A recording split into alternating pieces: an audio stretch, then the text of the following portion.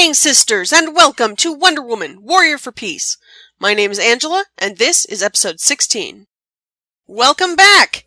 And wow! Ever since the movie came out, it has been an absolute rush. Before, I did not think we would be where we are today.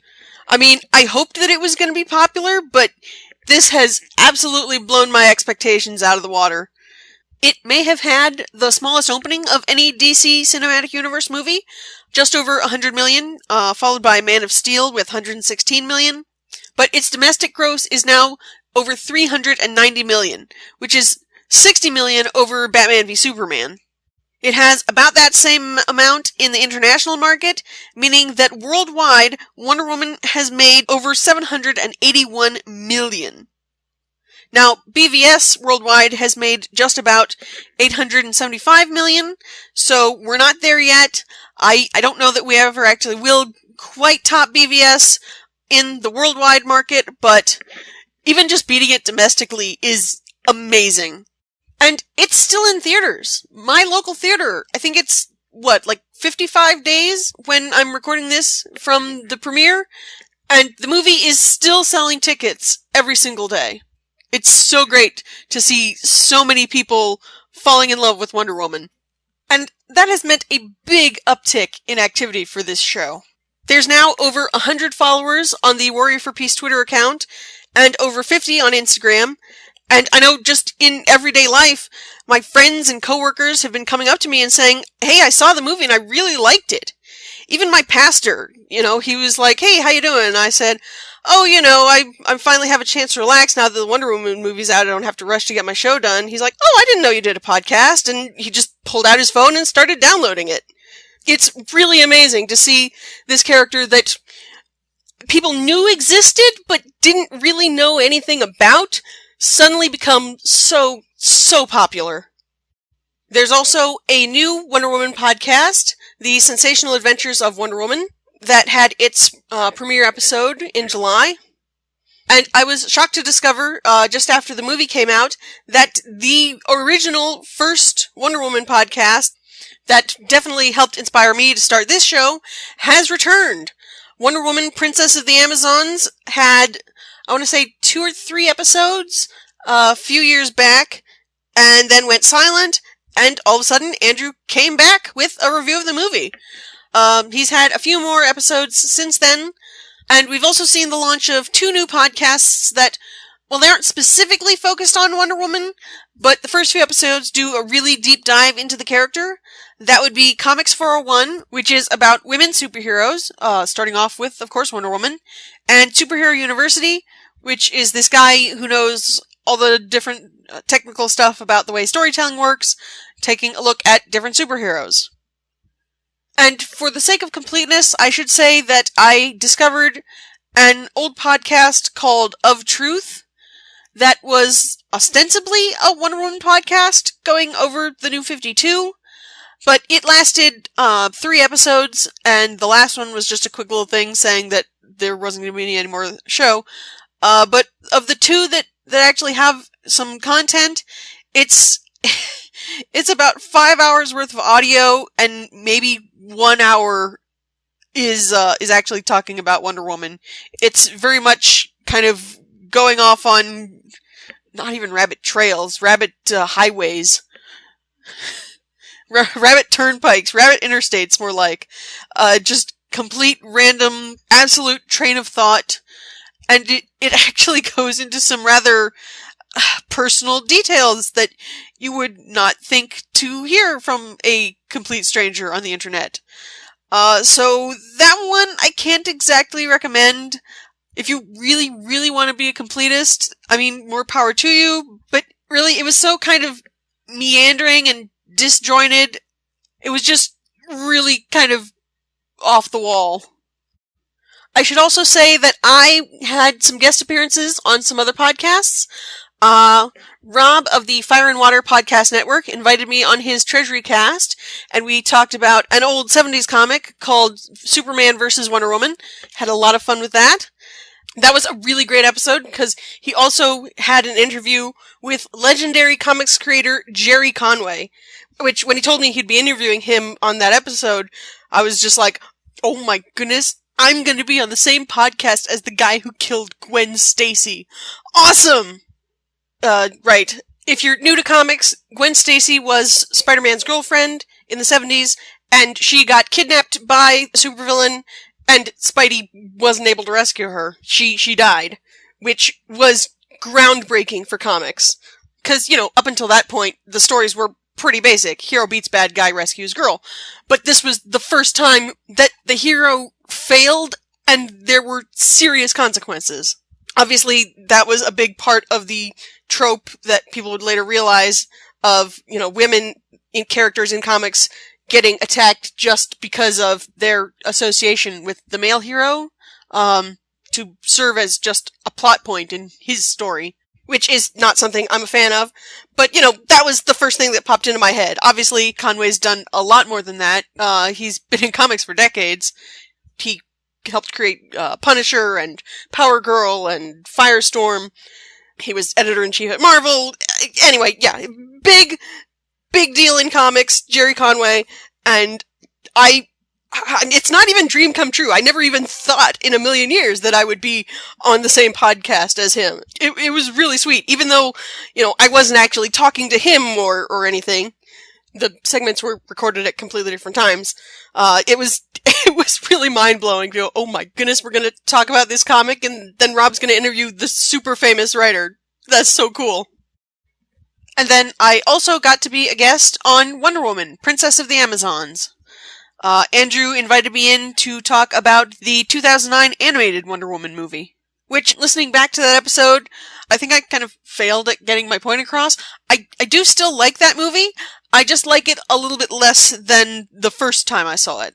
Since now I know more about Wonder Woman's lore and, know how kind of out of character Steve was. So, if you haven't already, be sure to check both of those out. Anyway, after the normal comics and TV show review, we have a couple of special segments. I'm going to be reading the listener reviews that y'all sent in. I was genuinely surprised at how much response I got. I thought maybe I would get one or two replies, but no, it was much more than that. So that's gonna be later. And then following that, we have another special treat. I got together with a few other Wonder Woman podcasters, Diablo Frank from Diana Prince Wonder Woman, Matt from Radio Free Themyscira, and Ray from the Satin Tights podcast, and we all had a really great discussion about the movie. That conversation is going to be split up into 3 segments. The first part is going to be on my show, and then the plan is the second part will be on Satin Tights, and finishing up with Radio Free Themyscira. I had an awesome time talking to all those great guys, so definitely be sure to check out the whole crossover. It's worth it. Okay, we are starting out in the pre-crisis golden age, as per usual, with Sensation Comics Volume 1, Issue 13. Cover date was January 1943. Writer was, of course, Charles Moulton, who we know was really William Moulton Marsden, and the artist was Harry G. Peter. And I'm reading this from Wonder Woman Archives Volume 2. Colonel Darnell brings Steve the front page of the newspaper, which has an article saying that Wonder Woman's body was found in the wreckage of an exploded airplane factory. She was identified by her costume, but Diana Prince tells the Major that she's sure the Amazon is alive. He doesn't believe her, though, and is so distraught that she decides to reveal her secret identity. He thinks she's joking, so she tells him to visit her apartment so she can prove it. But while he waits in her living room, she realizes her costume has gone missing. She tries to tell him, but he thinks she just wants to cheer him up. She reflects that while he refuses to believe her, the person who took her costume must know her true identity. After they exit the building, Diana confronts a man who's been following them. Turns out he's Sam Evans, an FBI agent, and he's tracked the secretary since Wonder Woman was spotted entering her apartment via a window and exited hiding beneath a full-length cloak. She tries to deny it at first, but when Steve asks, she claims that the superhero left her costume at her apartment. They go to the station to ID the costume found on the dead girl, and Diana confirms it's authentic, although the lasso is missing. They lock it back in the evidence safe, so that night Wonder Woman dons a red and green costume, along with a dark purple cape and domino mask, and breaks in through a window. She's overheard, so she blocks the office door by placing the safe in front of it, then rips open the vault and grabs her costume. Leaping back outside, She realizes that the men shooting at her look more like gangsters than cops. As she hits the ground, the loop of the golden lasso zooms around her from out of nowhere, but she manages to avoid it thanks to her skill at the Amazon lasso jumping game. But her attackers manage to escape, and Wonder Woman realizes this was all a complicated ruse to capture her. While this is going on, Steve is investigating the explosion that supposedly killed his favorite superhero. He learns from the airplane company president that the factory that was destroyed just happened to be the one creating a top-secret stabilizer for the government, which makes them think it was an inside job.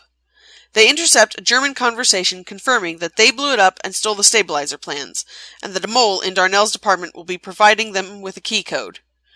To find the leak, a fake code is created, and Steve tells Diana to keep a close eye on it.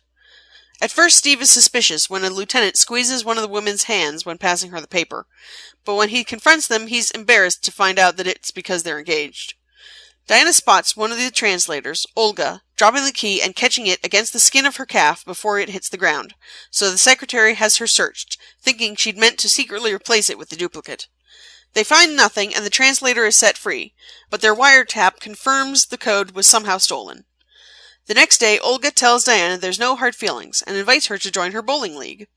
Diana replies that she's never bowled, but will come to watch, and learns that Olga's team will be playing the Holiday Girls that evening, with Etta still certain that Wonder Woman, who's part of the team, will show up. Diana invites Steve, telling him that Wonder Woman is supposed to be there, but when the Amazon doesn't show up, even Etta's faith in her is shaken. The game goes on, but when the Holiday Girls get down to the last player, they're exactly 299 points down, needing someone to score a perfect 300 to win. Needing a substitute for the late Amazon, Etta tries to conscript Secretary Prince, but she can barely lift the ball. We see Steve phone the office and learn something about a plot, while Diana changes into her costume in the booth next to him. Just as Etta is ready to admit defeat, Wonder Woman leaps in to the surprise of all. She bowls strike after strike until she reaches her final frame, when Olga gives her a special, heavier bowling ball made specifically for a European champion. The Amazon is suspicious, especially when she sees Olga and her teammates running out of the door before she can throw. She notices that the guys who reset the pins, since I guess this was before automated bowling lanes were standard, have taken off as well, and there's someone watching her intensely through a tiny window in the wall behind the pins. Steve rushes in just as she throws, yelling that it's a trap. The ball is actually a bomb, and will blow them up as soon as it hits the ground. But the amazing Amazon has thrown the overweight orb like a baseball, and it smashes into the wall where she saw the peephole, blowing a large hole in it. Wonder Woman leads Steve and the Holiday Girls through, where they find a hidden casino littered with unconscious bodies. But suddenly the superhero is caught in her own lasso, wielded by Olga, and forced to confess that she was the one who hired the dealers, then killed them to keep them from telling on her. The FBI agents arrest them all, saying they were trying to bomb the Capitol building, and load them into a van. But Steve shoots the gun out of Agent Evans' hand, escaping but then following the van in his car. The van takes the prisoners to an underground garage, where they're escorted down a staircase. Etta correctly surmises that the figures pointing guns at them aren't really FBI, and the man calling himself Evans explains that he stole his identity from a dead agent. Olga, seated on a raised throne, forces Wonder Woman to do a death-defying balancing act as punishment for imprisoning Paula von Gunther, but Etta manages to untie her friend, and the Amazon springs into action. Steve arrives, the Holiday Girls are freed, and the enemy is quickly rounded up. Wonder Woman's lasso forces Olga to confess that they stole the superhero costume from Diana's room, allaying the Amazon's fears that her identity had been discovered, and used the body of an already dead girl to fake Wonder Woman's demise. It's also explained that Baroness von Gunther developed an invisible, photosensitive ink that Olga coated her leg with. When she pressed the page containing the security code to her skin, it copied the image, which only became visible under infrared light. Relieved to find that the woman who keeps saving his life is still alive, Steve tries to envelop her in a big hug, but she automatically repels the charge. But this shove accidentally causes the Major to bump his head against the wall, so Wonder Woman starts fussing over him, which Steve doesn't mind in the slightest. Let's start with the cover on this one. I don't normally talk about covers, which I probably ought to do more of, to be honest, but this one is really great. It's Wonder Woman bowling with the Holiday Girls, and the pins at the end of the lane have caricatures of Hitler, Tojo, who was the Japanese Prime Minister, and Mussolini. It's a really striking image. Striking, get it? Bowling. And really typical of the era. Famously, Captain America's first appearance showed him punching Hitler in the jaw, which, if you saw the first Avenger movie, they referenced pretty brilliantly, I thought. Continuing with the art, I love the anguish that you can see on Steve's face when he thinks that Wonder Woman has been killed. He's just so completely broken up about it that you can absolutely understand why Diana would decide, okay, I'm gonna just tell him. The fake FBI agent with the stolen identity reminded me a bit of the cowboy episode from season 1 of the TV show.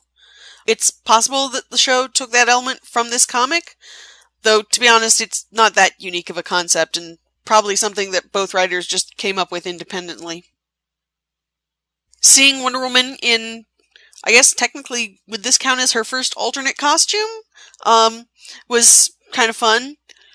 Her top is now green, and her shorts are red. She's still got a white belt, though, and her boots are green with a red trim on top instead of white. There doesn't appear to be a stripe going down the front, though. And then, of course, she's got this big purple cape and a domino mask, which, off the top of my head, I can't think of any other Wonder Woman costumes that incorporated a mask. Well, okay, there was that one time in the TV show when she kind of added one to her normal costume, but that was because there was that other super strong woman who was using a Wonder Woman costume that had a mask, so I guess she was dressing to match. The bit with Steve thinking that this couple's, holding hands was was some kind of secret code was pretty funny. I loved that. And seeing that her best friend, Etta, is the only person who thinks that she's still alive, but then starts tearing up when she realizes that Wonder Woman isn't showing up at the bowling game, was really touching. I guess I'd never really thought about the fact that in olden days of yore, they didn't have, the big automated machines to reset the pins and return the ball like they do at a modern bowling alley. Although, looking here, there does seem to be some kind of conveyor belt to return the ball. But anyway, yeah, no, it makes perfect sense that that's the only way they could have done it back then. Olga using the lasso to force Wonder Woman to lie about committing a crime seemed really strange, since, of course, now it's known as the lasso of truth, and its power has been changed to forcing you to not be able to tell a lie. Seemed mildly ironic, using the lasso of truth to force a false confession. And I did get the feeling here towards the end that Olga was very Baroness von Gunther-esque. And then she actually does say that she's doing this in payback for Wonder Woman putting the Baroness away. So it doesn't explicitly say this, but it's pretty easy to conclude that she's something like a top lieutenant in von Gunther's spy ring. Anyway, yeah, pretty good issue. Let's go with 3 stars. You are about to see the first public exhibition of an entirely new form of entertainment.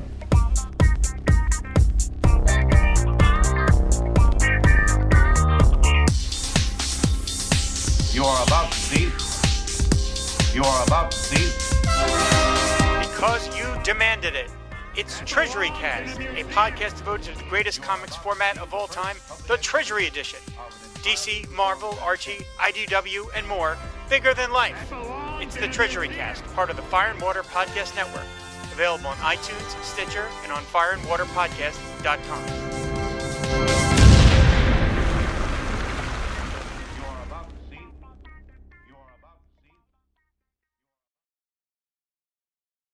Alright, next up we have the Post-Crisis with Wonder Woman Volume 2, Issue 16. Bird of Paradise / Bird of Prey. Cover date was May 1988. Story and layouts were by George Perez. The script was by Len Wein. The finishes were by Bob Smith. The letterer was John Costanza. The colorist was Carl Gafford. And the editor was Karen Berger. And I'm reading this from the Wonder Woman by George Perez omnibus. We pick up right where the last issue left off, with Wonder Woman racing towards the collapsing Ferris wheel. She manages to hold it aloft, and Steve shoves past Barry to catch a boy who slipped from the wreckage. The undercover cops in the crowd open fire on the Silver Swan, but their bullets are blocked by some kind of force field generated from her humming. The police commander radios the man who stopped Solomon, a cop named Ed Indelicato, who reports that he thinks Solomon is in cahoots with the Swan, but his companion, Maxine, got away. We see the woman taking shelter, crying as she looks up at her childhood friend, unable to believe it's really her.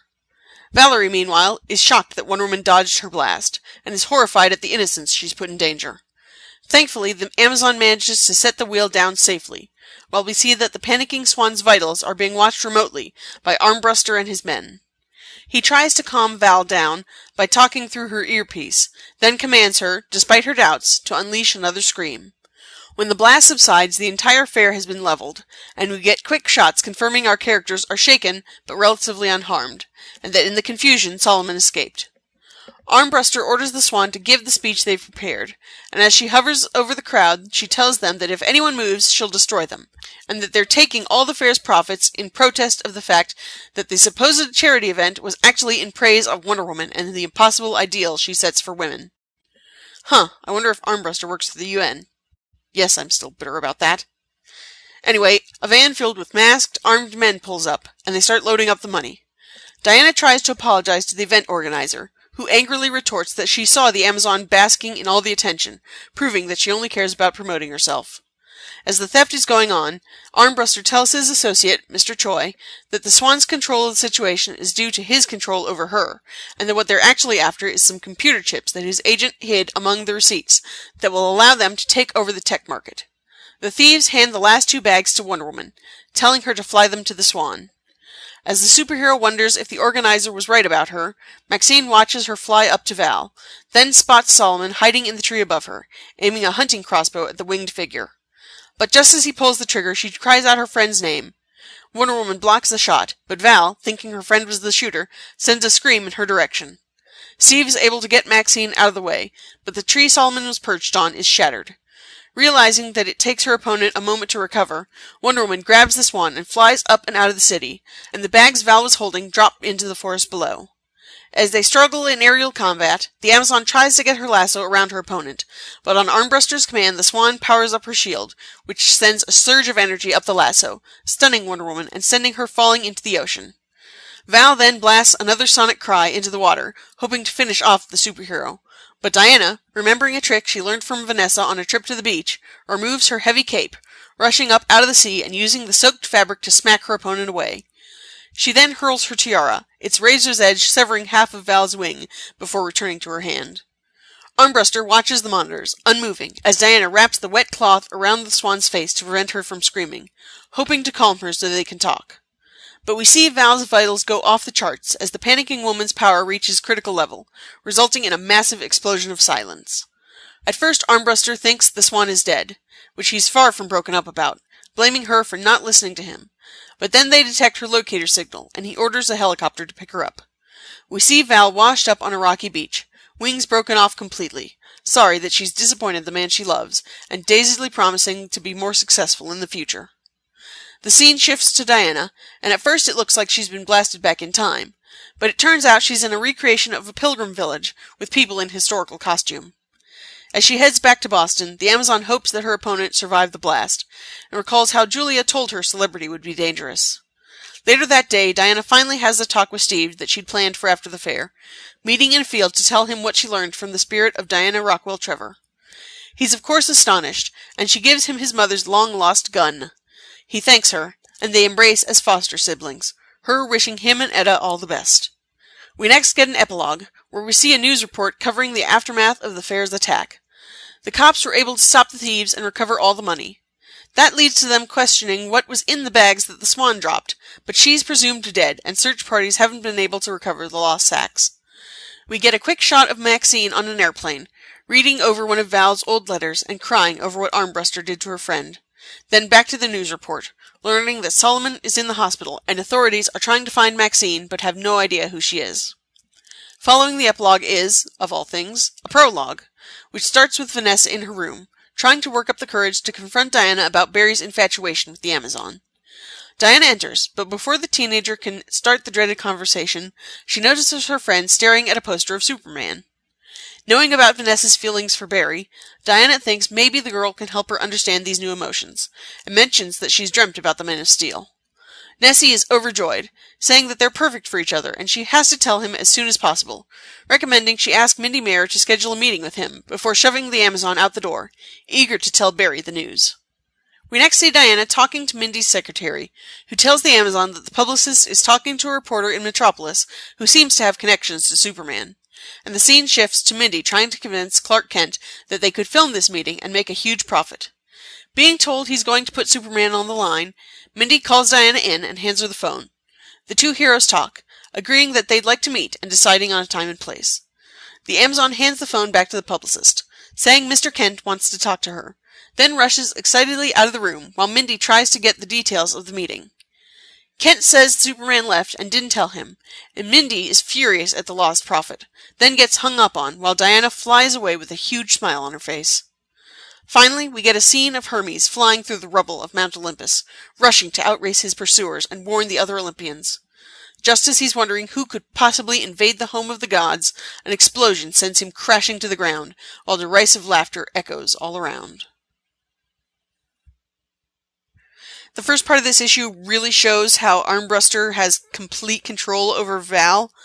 Almost every command that he tells her to do, she is afraid of and thinks isn't a good idea, but because he's brainwashed her so much, she just follows his orders as soon as he starts yelling. From what I've seen ahead a little bit, it seems like the failure of this Wonder Woman fair is going to turn out to be a really big deal. The organizer of the charity is saying that she's going to sue Diana and she's going to sue the Mayer Agency. And even though all the money was returned, honestly, they'll be lucky if they have enough to pay for all the destruction caused by the Swan. Makes you think that they should have sort of tried to figure out some kind of, I don't know, supervillain insurance? Surely that's a thing, right? In a superhero universe? I mean, if you've got a big appearance by a major superhero, I mean, that's pretty much a guarantee that something bad is going to go down. Actually, wasn't that the original premise for that Powerless show? I know they had the pilot at Comic-Con and then afterwards completely redid it. It looked promising, but I only saw the one episode where Dr. Psycho released a poison gas into the city, and let's just say I know why it was canceled. They didn't even really use Dr. Psycho. He just showed up on a couple of computer screens as like part of a news report. I really liked the scene with Steve learning about his mom. I mean, we heard the story, 4 issues ago? But Diana really hasn't had a chance to tell him until now. It's really great to be able to see them connect over this woman who had such a huge influence in both their lives. This issue really made you feel bad for Maxine. I mean, she lost her best friend years ago when she stopped communicating with her, and then to rediscover her only to lose her again so soon, seeing what her friend has now become because of Armbruster's, manipulation of her, it's just so heartbreaking. One fun thing here, they mentioned that Solomon has been taken to St. Eligius Hospital. That is the name of the hospital from the Boston medical drama St. Elsewhere that was going on back when this issue came out. If you're not familiar with St. Elsewhere, it was kind of a dark comedy medical drama. And the only reason anybody really knows of it today is because in the final episode, it was revealed that the entire show was basically the daydream of a little boy with autism. Which, I'm sure the writers just intended as an interesting twist for the end of their series and didn't really mean anything more than that. But then the internet happened, and it was realized that St. Elsewhere characters crossed over with another show, which means that that show would also be part of this boy's daydream. And then characters from that show crossed over with other shows, which crossed over with other shows, which crossed over with other shows. And now you've got these huge maps of TV shows on the internet and all the connections that they have linking them together, which quote-unquote proves that they all take place in this kid's daydream. And looking here, it seems that the Wonder Woman show actually is part of this universe. Apparently, Wonder Woman had an issue of the Los Angeles Tribune in it, which was a fictional newspaper from the TV show Lou Grant, which was a spin-off of the Mary Tyler Moore Show, which had a character crossover onto a TV show called Hi Honey, I'm Home, which, let's see here. I never heard of that one. A 50s sitcom family, part of a sitcom relocation program, moves into a neighborhood populated by other older sitcom families. Oh, that sounds kind of interesting, actually. Only lasted 13 episodes. Okay. Oh, anyway, that show crossed over with, looks like, a bunch of other shows, so St. Elsewhere is in there somewhere. I really just don't feel like following this thread back even further than I already have. But anyway, back to the comic that we're talking about. This issue being set in Boston and Solomon going to St. Eligius, which in the show was in Boston. I'm sure it was, again, just a fun little Easter egg that the writers intended as a, hey, check it out, we like this show, St. Elsewhere. But that then snowballs into saying that the post-crisis DC universe is part of this little boy's dream, and that means that the entire DC multiverse is part of the dream, and the entire Marvel multiverse is part of the dream because they've crossed over before, and then that just spirals into utter craziness. So, yeah, fun little Easter egg here that leads to such a deep rabbit hole that even I, the explorer of weird, obscure rabbit holes, do not feel like following all the way to the bottom.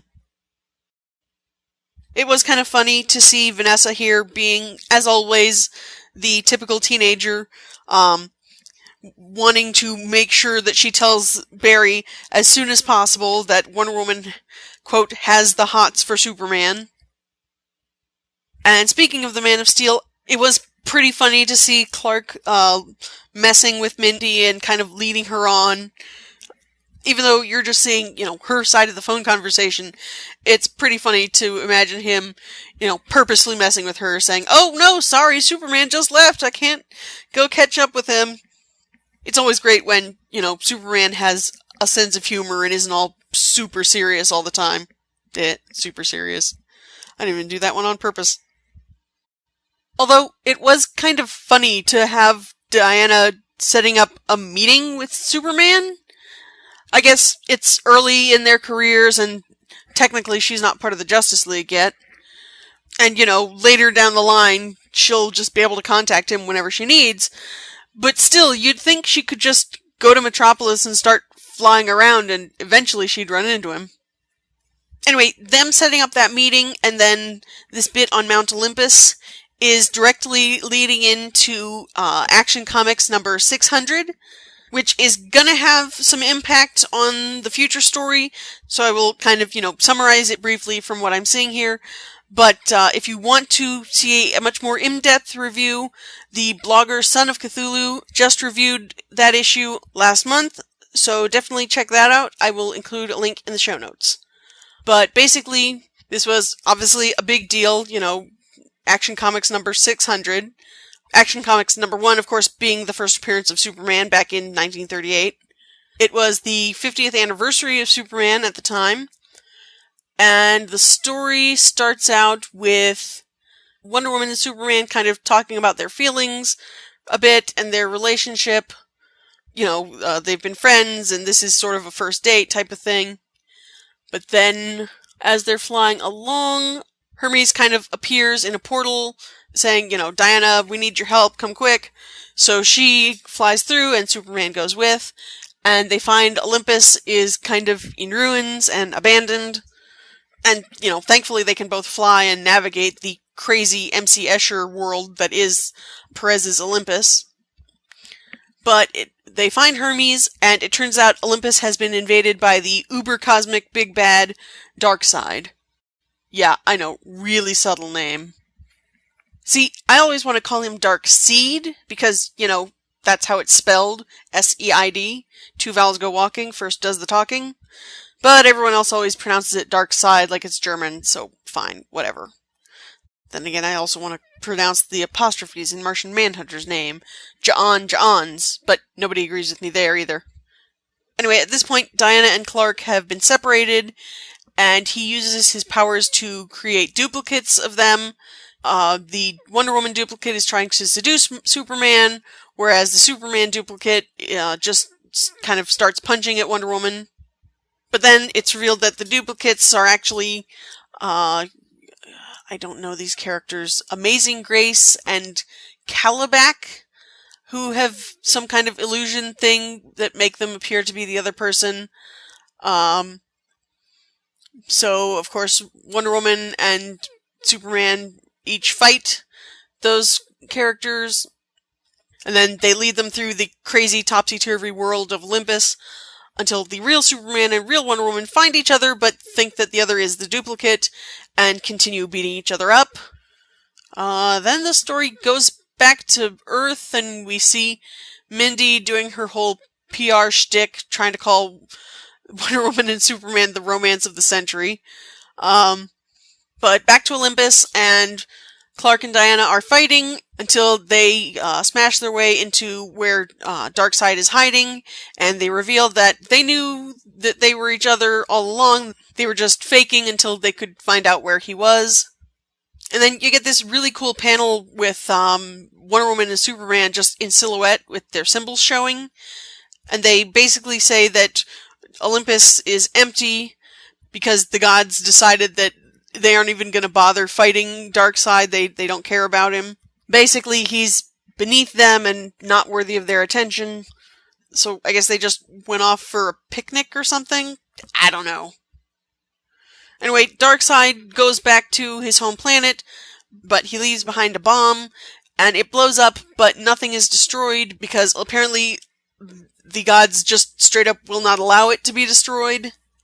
And it's their home and they have complete control over it, I guess. Anyway, Superman and Wonder Woman go back to Earth. And I love this bit. Clark is just like, you know, Diana, you're a princess, and I'm just a Kansas farm boy. You are completely out of my league. And basically, they agree to be friends. And in token of this, it seems that he reveals his secret identity to her for the first time. Well, in this continuity anyway. So yeah, that's where we leave with Superman and Wonder Woman deciding that they're just going to be friends, and Olympus kind of busted up by Darkseid, but not actually completely destroyed, which I know will be a factor in upcoming Wonder Woman issues. So yeah, figured that was important to go over. Anyway, back to Wonder Woman 16. I really liked this issue. You got a great fight between Diana and the Silver Swan, and, you know, the really great scene where Steve gets to find out what happens to his mom, and seeing Mindy is always fun, you know, watching her trying to make every single thing that happens into a big headline-making PR event. So I'm giving this issue 4 stars. On to the new 52, we have Wonder Woman Volume 4, Issue 15, The Burden of God. Cover date was February 2013. Executive editor was Bobby Chase. Cover artist was Cliff Chang. The writer was Brian Azzarello. Pencils and ink was Cliff Chang. Colorist was Matthew Wilson. Letterer was Jared K. Fletcher. And the editors were Matt Idelson and Chris Conroy. And I'm reading this from Wonder Woman Volume 3, Iron. In Brooklyn, we see a homeless man, eyes covered with a red bandana with an eye pattern, and flies swarming all around him, picking up half-eaten food out of the garbage, when there's suddenly the loud boom of a boom tube. Ryan appears, riding a kind of hovercycle with just handles and pedals, and he greets the man as a friend, saying it's been a while since they've seen each other. The homeless man talks about wanting to ride on a mother box, which is a kind of mini supercomputer that you can use to create a boom tube, to somewhere he'd like to see, but Orion needs his help finding someone. Very reluctant to use his ability, which he calls a curse, the man collapses until Orion promises to fly him around the city on his hovercycle first. In a Manhattan hotel room, Diana asks Lennox where she can find their brother Milan, and he says that he has to go alone since Milan's demigod abilities are difficult to deal with, and he could freak out if he's frightened by Diana. The Amazon walks into the next room where Zola and Hera are fighting over the TV remote like a couple of children. Putting a stop to it, Diana says that while she's gone, Zola is in charge, since the newly mortal Hera won't survive in the dangerous city, but she can order anything off the room service menu, as befits her status as a queen. Outside the city, Diana and Lennox descend into an abandoned subway tunnel. She's surprised their brother lives in such a squalid place, but then when Lennox pulls ahead, Hephaestus appears out of the darkness, asking to see her gauntlets. She recalls that he was the one who made them, and he replies that he's tinkering with them, since his projects are never truly done. He leaves, and then we see Lennox further down the tunnel. He's greeted by Milan, the homeless man from before, sitting alone in the dark, and they talk about the last time they met, 17 years ago, when Lennox was looking for their sister, although it doesn't specify which. Milan says he knows what his brother did to her, but Lennox replies that it had to be done to save lives. The fly-covered man tries to get him to leave, but when Lennox refuses, Orion steps out of the shadows to say that he can make him. We cut back to the hotel room, where Hera finds the food disgusting, a fact which Zola doesn't mind in the slightest. They have a brief conversation about how Hera should be trying to get back at Zeus instead of Zola, since he was the one who actually betrayed her, when Zola, looking out over the balcony, asks if Hera wants to go out. She says she's going to explore the city since she's never seen it before, and that it'll help keep thoughts of her missing child at bay. And when Hera walks over and looks across the city as well, she declares she'll join her. Back in the abandoned tunnel, Orion turns on the headlight of his hovercycle so Lennox can see the way out. But the Brit just lights a cigarette and tells the alien it's a family matter. As Diana spots the headlight and heads toward it, Lennox mentions their sister being there as well. But when Milan asks if it's Soraka, he says it's one the homeless man hasn't met. He mentions having all of Zeus's 20th century children accounted for, which causes Orion to jump down and grab him by the lapels, demanding to know where the last one is. Lennox isn't scared, but when Orion threatens him, Diana appears, demanding he let her brother go. When he refuses, she leaps into the air, and suddenly there's a blast of lightning from each gauntlet, and when she lands, she's surprised to have a short sword in each hand. Orion jumps at her, fists raised, but Milan yells no, and a massive cloud of flies comes buzzing out of his mouth, engulfing everyone. Back in Antarctica, Cassandra has taken the firstborn to a dig site, telling him that according to the witch's tattoos, it's where his clothes are buried, which he calls his skin. He tells her they come from a dragon that he killed with his bare hands, and therefore gives him power, and that he finds it amusing that the Olympians are so arrogant they hid his clothes so close to where they entombed him. But suddenly the ice around them starts to quake, and out of the ground come 3 gorilla-looking ice giants, calling the firstborn nephew and saying that they will kill him again. The contrast here at the beginning between this homeless New Yorker and this alien from the far reaches of space being friends was a really interesting one. Obviously, you find out later that Milan is a demigod, but it's still a really interesting pairing. I looked it up, and the hovercycle thing that Orion is riding is called the auto harness. It does have some kind of shoulder strap looking things that I guess justifies calling it a harness. It looks a bit like a cross between a motorcycle and, of all things, a pogo stick. It's definitely bizarre. I loved both scenes with Zola and Hera.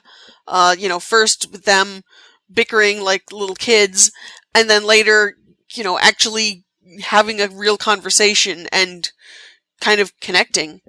It makes sense, they're both women whose lives have been messed up by their relationship with Zeus, so it's cool to see them start to form at least a grudging respect for each other.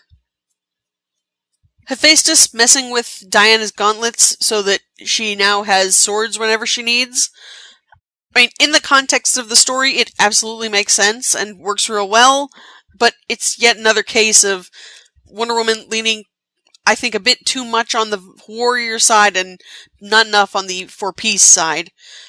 You're taking her primary defensive weapon, her bracelets that will block any attack, and literally turning them into a source for an offensive weapon. Again, works in the context of the New 52 Wonder Woman, but in the overall scope of the character, I'm really not particularly a fan. The conversation here about Milan and Lennox meeting up 17 years ago to try to find their sister, I think it's kind of implied that it was Soraka, but Milan says that Lennox somehow hurt her, and it's hard to imagine someone as powerful as Soraka being hurt by Lennox. I mean, obviously, they're setting up for something in the future by keeping the conversation vague.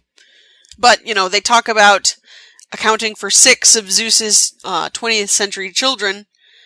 And we've got, Wonder Woman, Lennox, Milan, and Soraka. That's 4. So, yeah, I guess we have 2 still unaccounted for. Although, a couple issues ago, didn't Lennox say that Zeus had 7 kids in the 21st century, and there are only 5 left? So, I guess that means there's only 1 left that we don't know the identity of. The part at the end with these ice giants, at first I was thinking that was more of a Norse thing. I mean, you had the Jotuns, or frost giants, who, Thor and Odin would battle against, which, I mean, you saw that in the Marvel Thor movies, obviously. And so I was looking into the Greek legends of giants and saw that they were apparently buried under volcanoes, which obviously not related to ice in the slightest. And then I came across the Hyperboreans, which were a group of giants who lived in Hyperborea, which was literally the land beyond the north wind. So, of course, obviously, from Greece, beyond the north wind would be up toward the Arctic Circle. This comic is set in the Antarctic, but I guess we can just say that there was also a group of Hyperboreans in the south. Either way, Jotun or Hyperborean, those were giants, human-looking giants who lived in cold climates. These giants are literally, big gorilla-looking guys made out of ice. And they call this firstborn guy nephew, which is interesting because if he's the son of Zeus and Hera, then we know exactly who his parents' siblings were. Zeus and Hera were actually brother and sister, both the children of Cronus and Rhea. And then their siblings, of course, were Poseidon, Hades, Hestia, and Demeter. I tried to find something in the mythology about the origin of the Hyperboreans to see if they had some kind of connection there, but the only thing I can find is speculation that the legends originate from tales of either the ancient Britons, or the Celts, or even the Norse. Anyway, another pretty quick issue. Some stuff I really liked, some stuff I really didn't, so I'm gonna even it out and give this one 3 stars. Alright, on to the TV show. We have Wonder Woman Season 2, Episode 2, Angelus 77. Air date was September 23, 1977, starring Lynda Carter and Lyle Waggoner. Michael Ferrer played Fritz Gerlich, and Leon Charles played Dr. Heinrich von Klemper. At the IADC offices, Steve, Diana, and Joe Atkinson have a brief conversation about the return of Wonder Woman, unseen since the war, before being called into a meeting with an unseen voice, kind of like Charlie from Charlie's Angels. He shows them footage of Germany's invasion of Austria in the 30s, which they called an Anschluss, or reunification of the fatherland. The clip contains a shot of Fritz Gerlich, a one-legged spy who helped the Germans take over. As the shot zooms in to reveal a distinctive scar on Gerlich's face, the voice tells them the spy is now hiding in the South American country of Cordova. An intercepted message to Gerlich revealed the existence of something the Nazis are calling Anschluss 77, so Steve and Diana are to fly to Cordova's capital city of San Rafael to figure out why such a small, out-of-the-way place is the project's headquarters. Arriving in South America, Steve has his wallet stolen and tries to catch the pickpocket, but is cornered by 2 men. Diana saw him run, though, so she ducks into a restroom to spin into her costume, then arrives and chases the men off. She gives a non-committal answer when Steve asks why she's in South America, then he mentions Gerlich to her before going off to check on Diana. We see Gerlich in a white VW van looking over Steve's stolen ID, and when told about the young woman with super strength wearing an American flag costume, he recalls accounts of a similar Allied agent from 40 years ago. He then orders his men to kidnap Steve's assistant so he can question her. At the police station, Diana suggests to the chief of police, Captain Gaitan, that there may be a mole in the Cordovan Ministry of the Interior, since they were the only ones who were supposed to know about the Americans' arrival. They show him a snapshot of Gerlich from the pre-war footage, and he recognizes him, mentioning that his van has been seen outside the house of a Dr. Stern. They go to the doctor's house, finding it empty but with the back door unlocked, but as they're investigating, the white van pulls up. Steve finds a book in German, and Diana is able to translate, saying that it talks about cloning and cellular repetition, with photos inside of a lizard both without and with its tail. Diana hears a noise and goes to investigate, while Steve is searching another room, and is quickly and quietly captured and dragged into the van. Hearing the engine, Steve tries to follow, but his car has been sabotaged, smoke billowing out of the hood when he turns the key. The van takes Diana to a deserted mine, where before he takes her underground, the head kidnapper orders the van's driver to pick up 2 more Germans from the airport. The IADC agent is tied up and confronted by Gerlich, who we see now has both of his legs. She refuses to answer any questions, though, so her bonds are tethered to a support pillar, and the former Gestapo agent lights a bundle of dynamite, saying the fuse will last 2 minutes should she change her mind.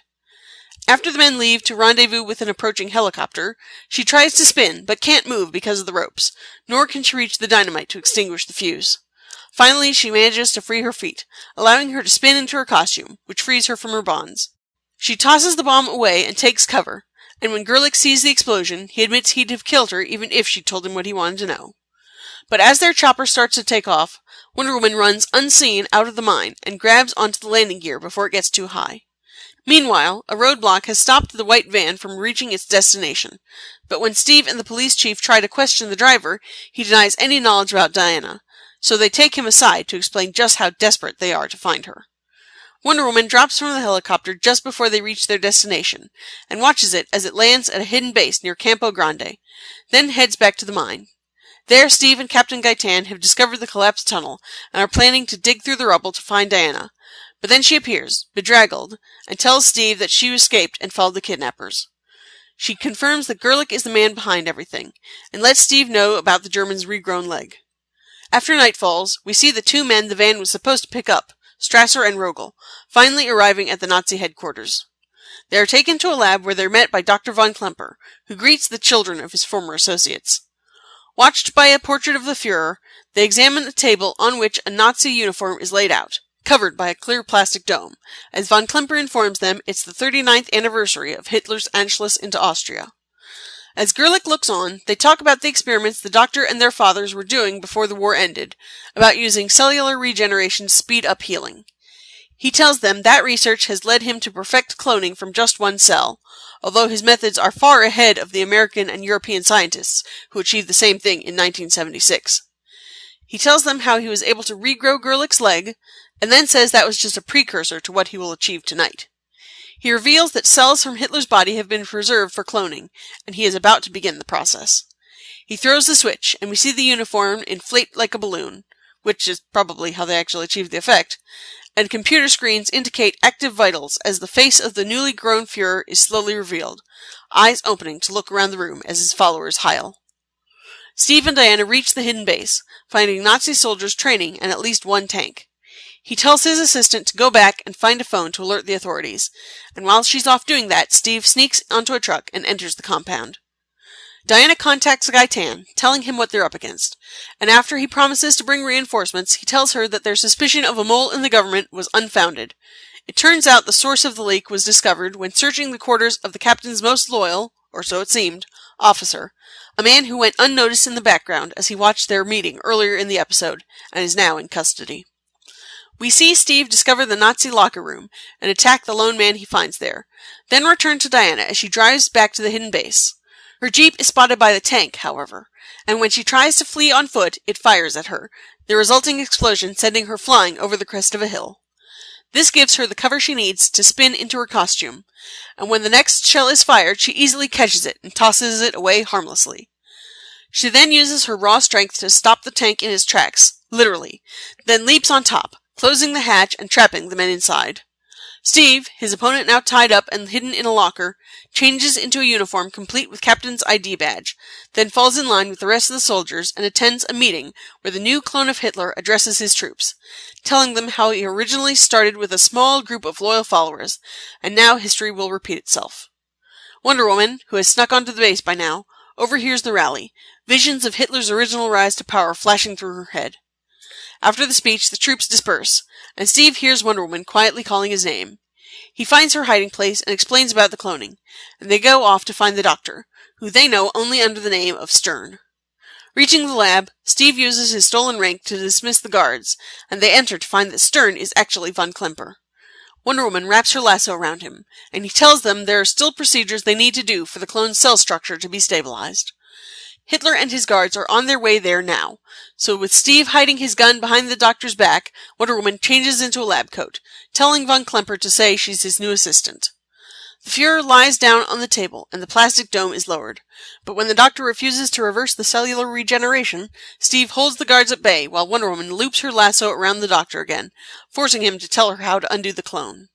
She turns the correct dials, and everyone watches as the Fuhrer's clothes deflate and vitals go flat before his body disappears entirely.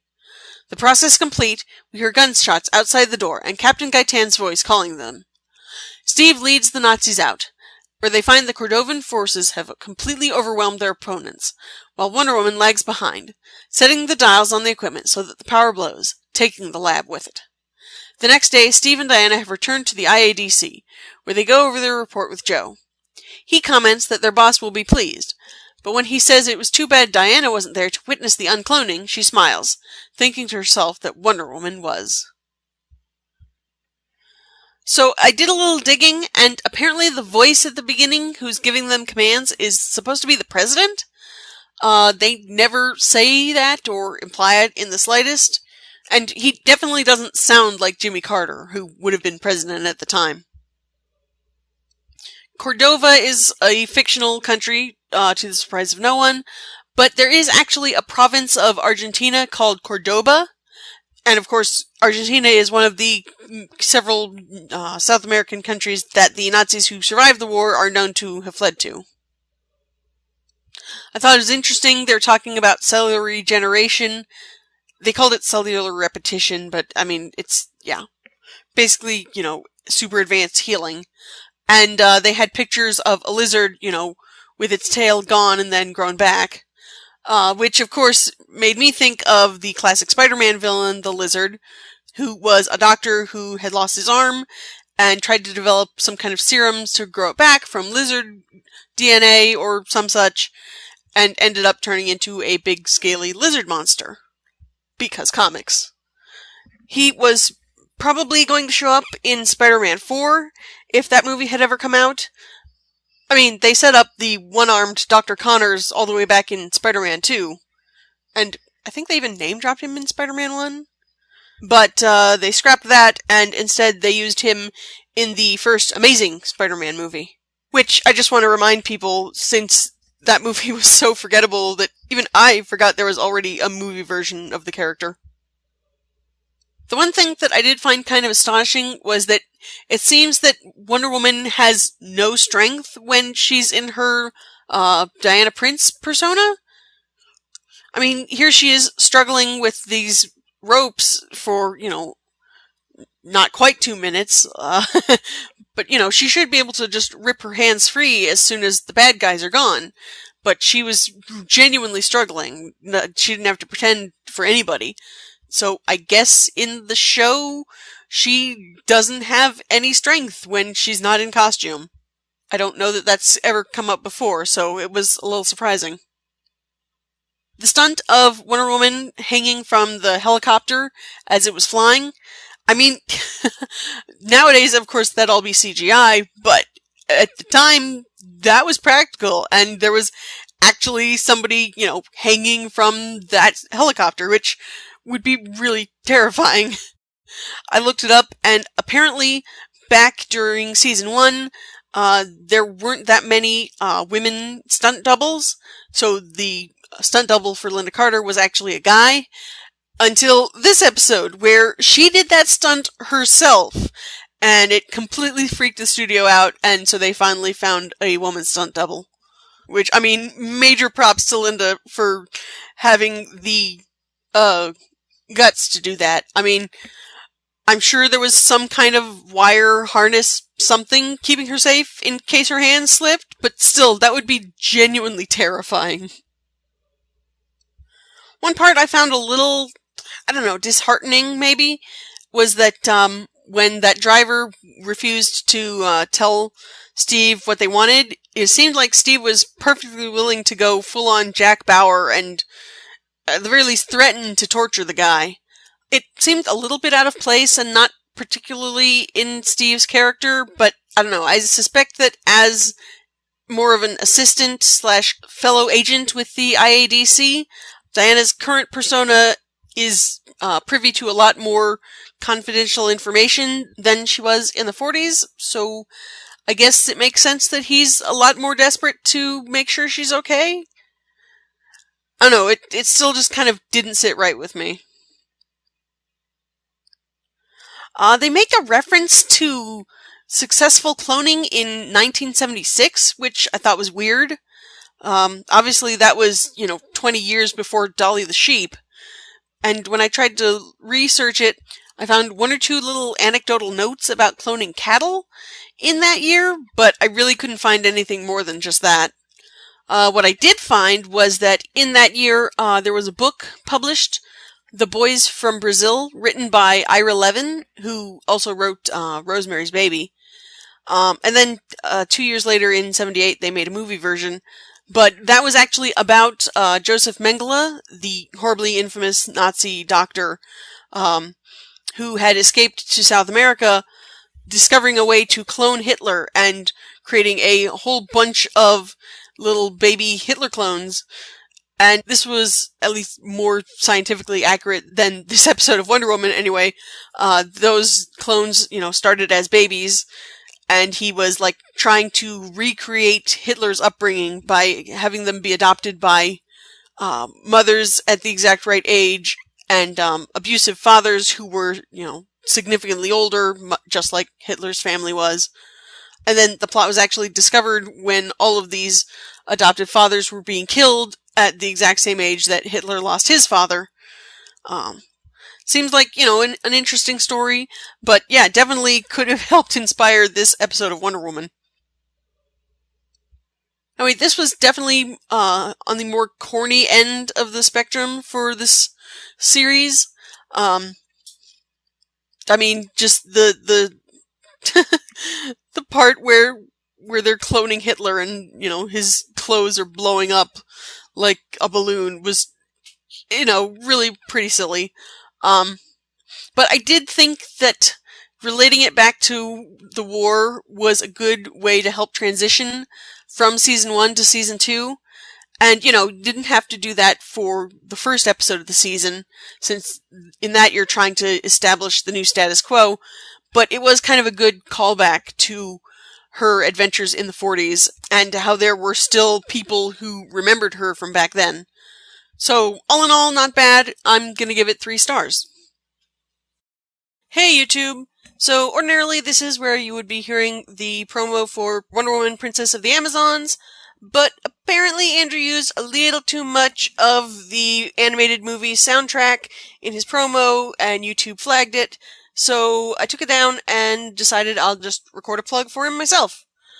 Andrew, who you may have heard on the podcasts Krypton's Last Daughter, Superman Family Podcast, and the Kara Zor-El podcast, is now doing Wonder Woman Princess of the Amazons.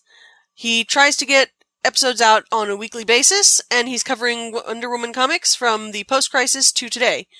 You can find his website, wonderwomanpodcast.wordpress.com, and on there is the RSS feed and iTunes links, as well as Facebook and Twitter, and link to his email address, wonderwomanpodcast@gmail.com.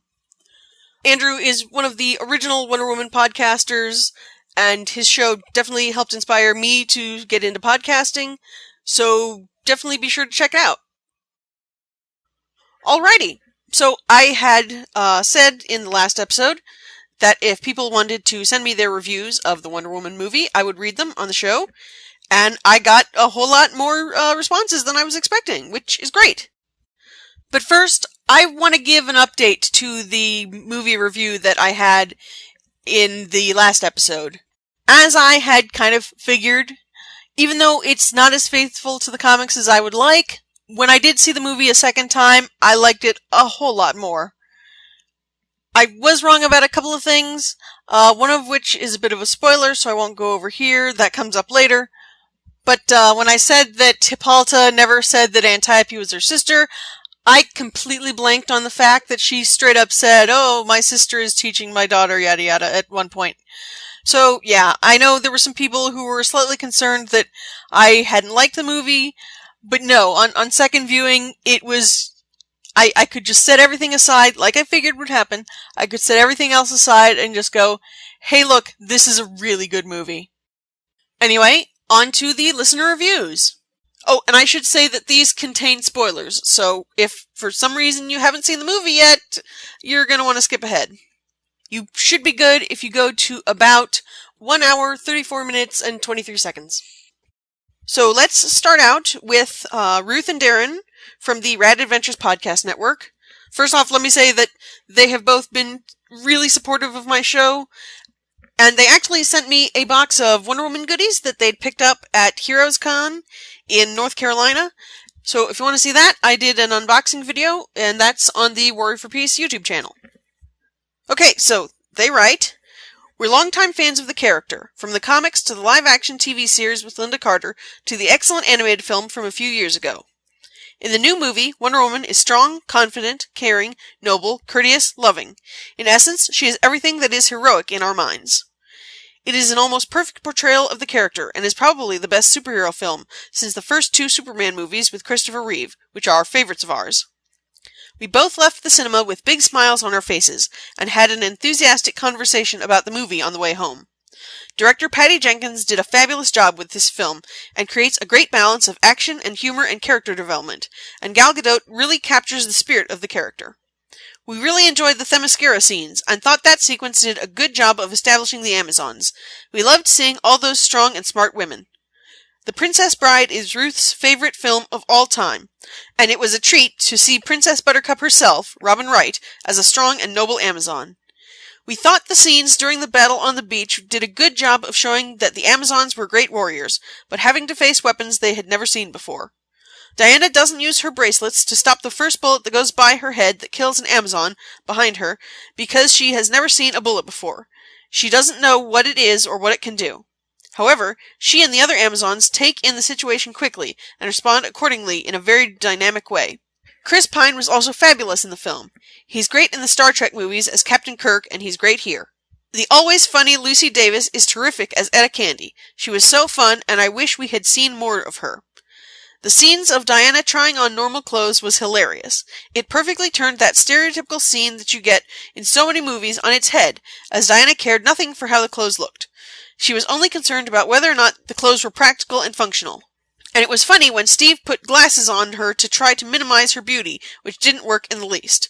Again, turning another stereotypical scene on its head. The two so-called surprises weren't surprising to us. I think there were enough hints in the movie to know what the God-Killer really was and who Ares really was, but that doesn't diminish the movie in any way. We were thrilled that the movie opened at $100 million, setting an opening weekend record for a film directed by a woman, and I like that Warner Brothers announced that Patty Jenkins would direct the Wonder Woman sequel on Wonder Woman Day. That was very appropriate. This is one of those very few movies that we will be seeing again in the cinema. It's wonderful. Ruth and Darren. Thank you so much for your feedback, Ruth and Darren. Now, if you want to hear a not horribly stuttering reading of that review, go ahead and check out Ruth and Darren's show Trucker Talk, where they give their thoughts on the Wonder Woman movie on episode 26. Moving on, we have an email from Ian. He says, "Like you, my wife and I have been looking forward to Wonder Woman since it was announced. After Batman vs. Superman, we were encouraged, as the scenes with Wonder Woman were the best part of that film. Yes, the film had issues with tone, but overall we both enjoyed it. But that had a lot to do with Gal Gadot's spot-on performance. I didn't actively seek out trailers, but when I did come across them, the movie looked beautiful. But I was still cautious. WB has made me very wary of good-looking DC trailers with a so-so movie. Nevertheless, we were both getting very excited as the release date neared. It coincided with our local Comic-Con weekend, which added a bit to the hype around here. They even held a Wonder Woman cosplay march on 21 June to officially open the con. More on that later. All the participants also got to go to a free screening of the film. I signed up, but my wife was working and could not go. She was a bit jealous that I was going to get to see it before her, but then I found out that our theater had 2 showings on 1 June, and immediately bought tickets for the early showing in the 3D AVX variety. We both absolutely loved it. The story was excellent, and acting top-notch. The action was very well done, just big enough to be the superhero movie it was. For my part, I don't think I have seen a superhero movie that got the essence of the character as well as this, since the first 2 Superman movies in 1978 and 1980. I did have a couple of very minor quibbles, but they did not detract from my enjoyment. I was even more impressed by my wife's reaction. She is not a superhero movie fan, nor a comic fan, but she loves Wonder Woman from the Lynda Carter TV show when she was a child. Her reaction was much more visceral than my own. Picture multiple fist pumps and woohoos, and yeah, and you get the idea. Suffice it to say, she enjoyed it on a level I can only imagine. My mother-in-law took our 2 teenage daughters on Tuesday, and they had much the same reaction and feelings written all over their faces when they got home. From the reaction of other females on social media, they were not alone. To tell the truth, I was just really happy I could experience it with my wife. I will never pretend to know how it feels to be a woman, and all the good and bad that comes with that, but I can at least appreciate that this was something special for the many women in my life, and be happy for that.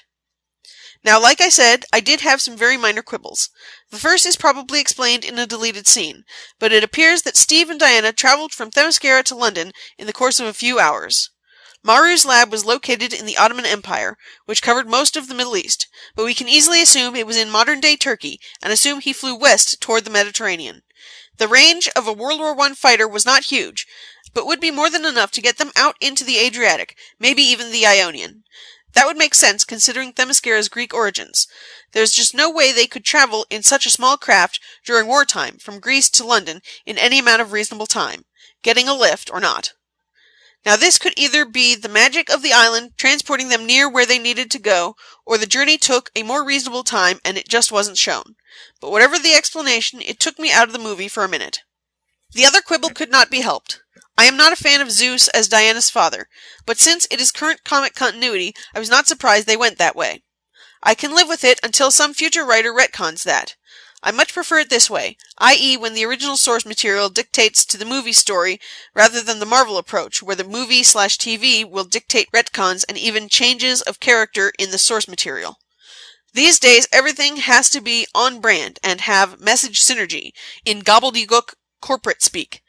But for once, it is nice to see someone respect the comics enough to use what is there, rather than go off on their own and have the comics have to adjust.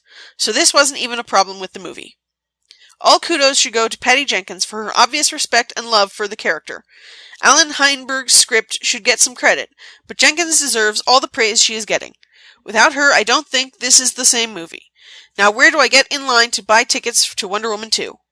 I've probably gone on too long as it is, so just a bit about the Wonder Woman cosplay march.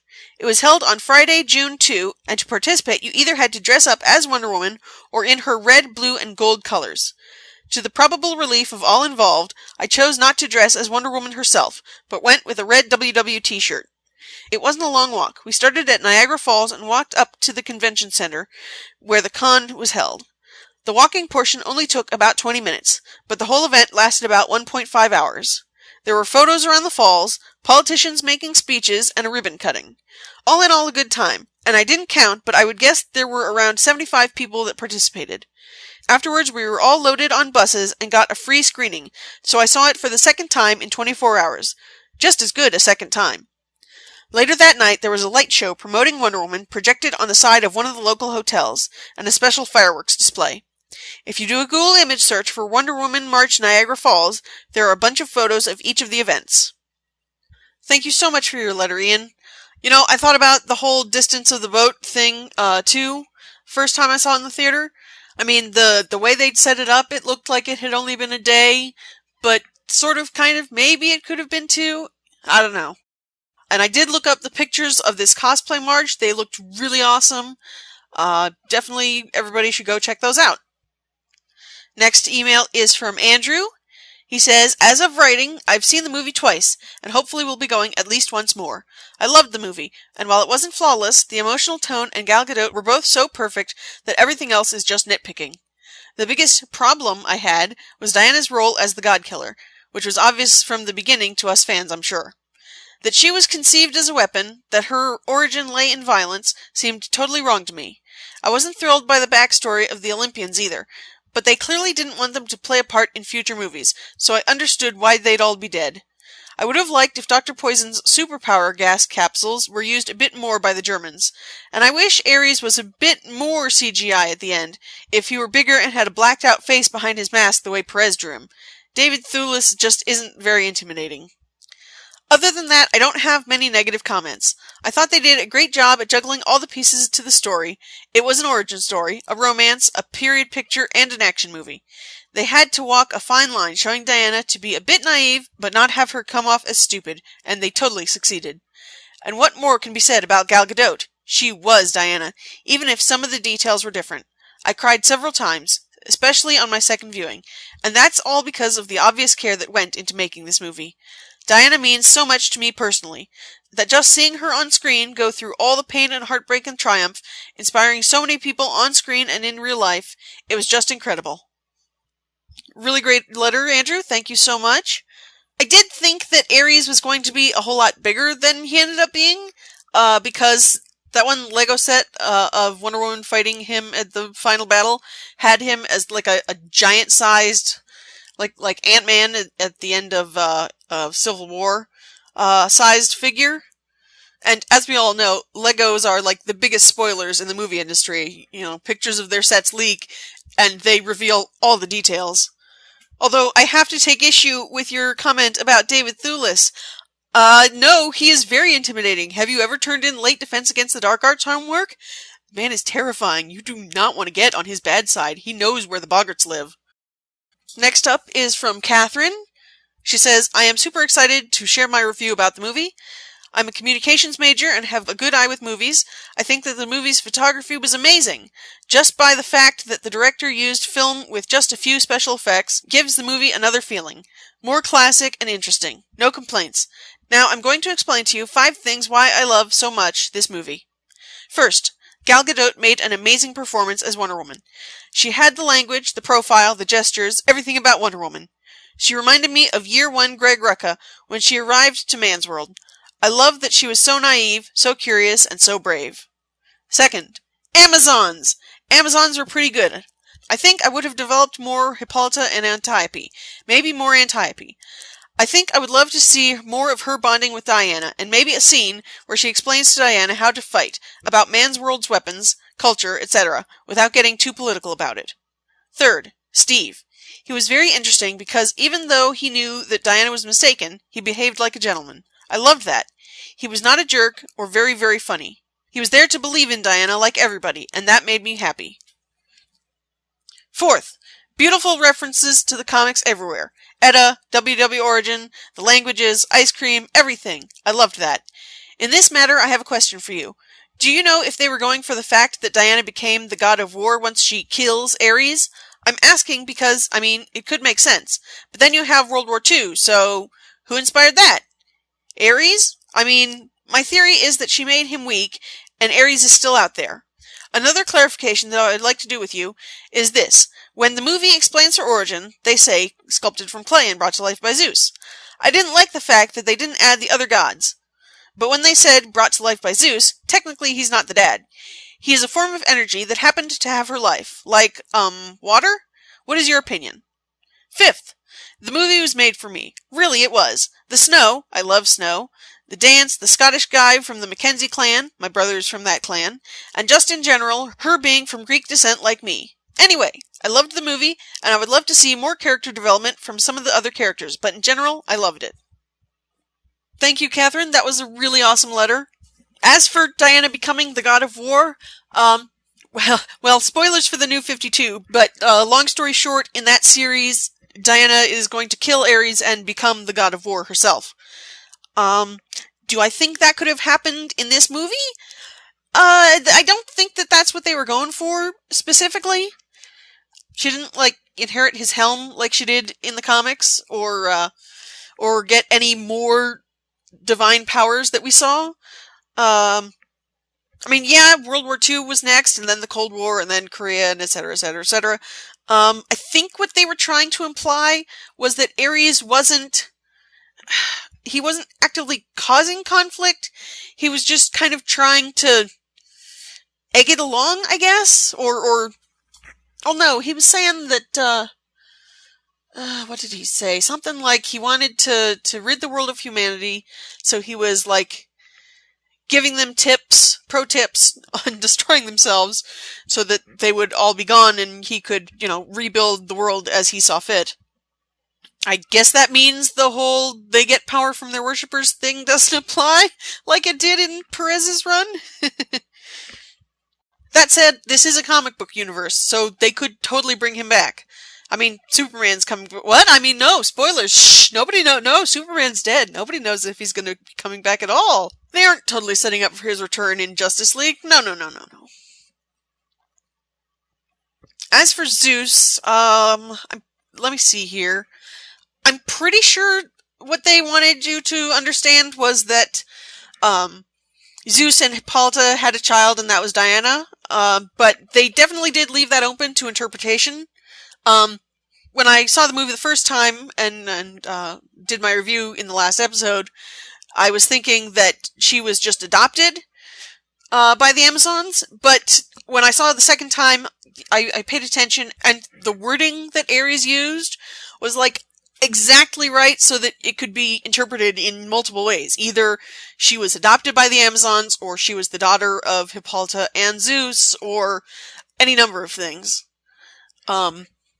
I suspect that the actual intent was that she's the biological daughter of Zeus and Hippolyta, but I did see an interesting theory online that, Zeus created Themyscira with, his dying breath, or the last bit of his power, and gave them the God Killer at the same time, and so he was too weak, and there wasn't enough time to father a kid the traditional way. Trying to not be explicit here, people. So maybe he either, I guess he could have birthed her whole out of his head like he did with Athena, but that is an interesting theory. Maybe just fan theory, that could be used to argue that she's not actually Hippolyta's biological daughter, that he just kind of magicked her into existence and handed her off to the Amazons. And lastly, we have a note here from Ryan, who is the host of the Batman Nightcast, The Power of Fishnets, and Midnight, the Podcasting Hour.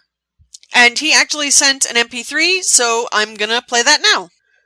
Hello, Angela. This is Ryan Daly from the Fire and Water Podcast Network, answering your call to share my thoughts on the Wonder Woman movie. Wonder Woman has been out for a month now, and I think I'm finally safe in saying I liked the movie, but I didn't love it. When the film debuted for the opening weekend, it seemed like the internet would only allow extreme opinions on the subject. Come to think of it, that applies to the internet all of the time on just about every subject. You had to love the movie, and if you didn't, you were a hater.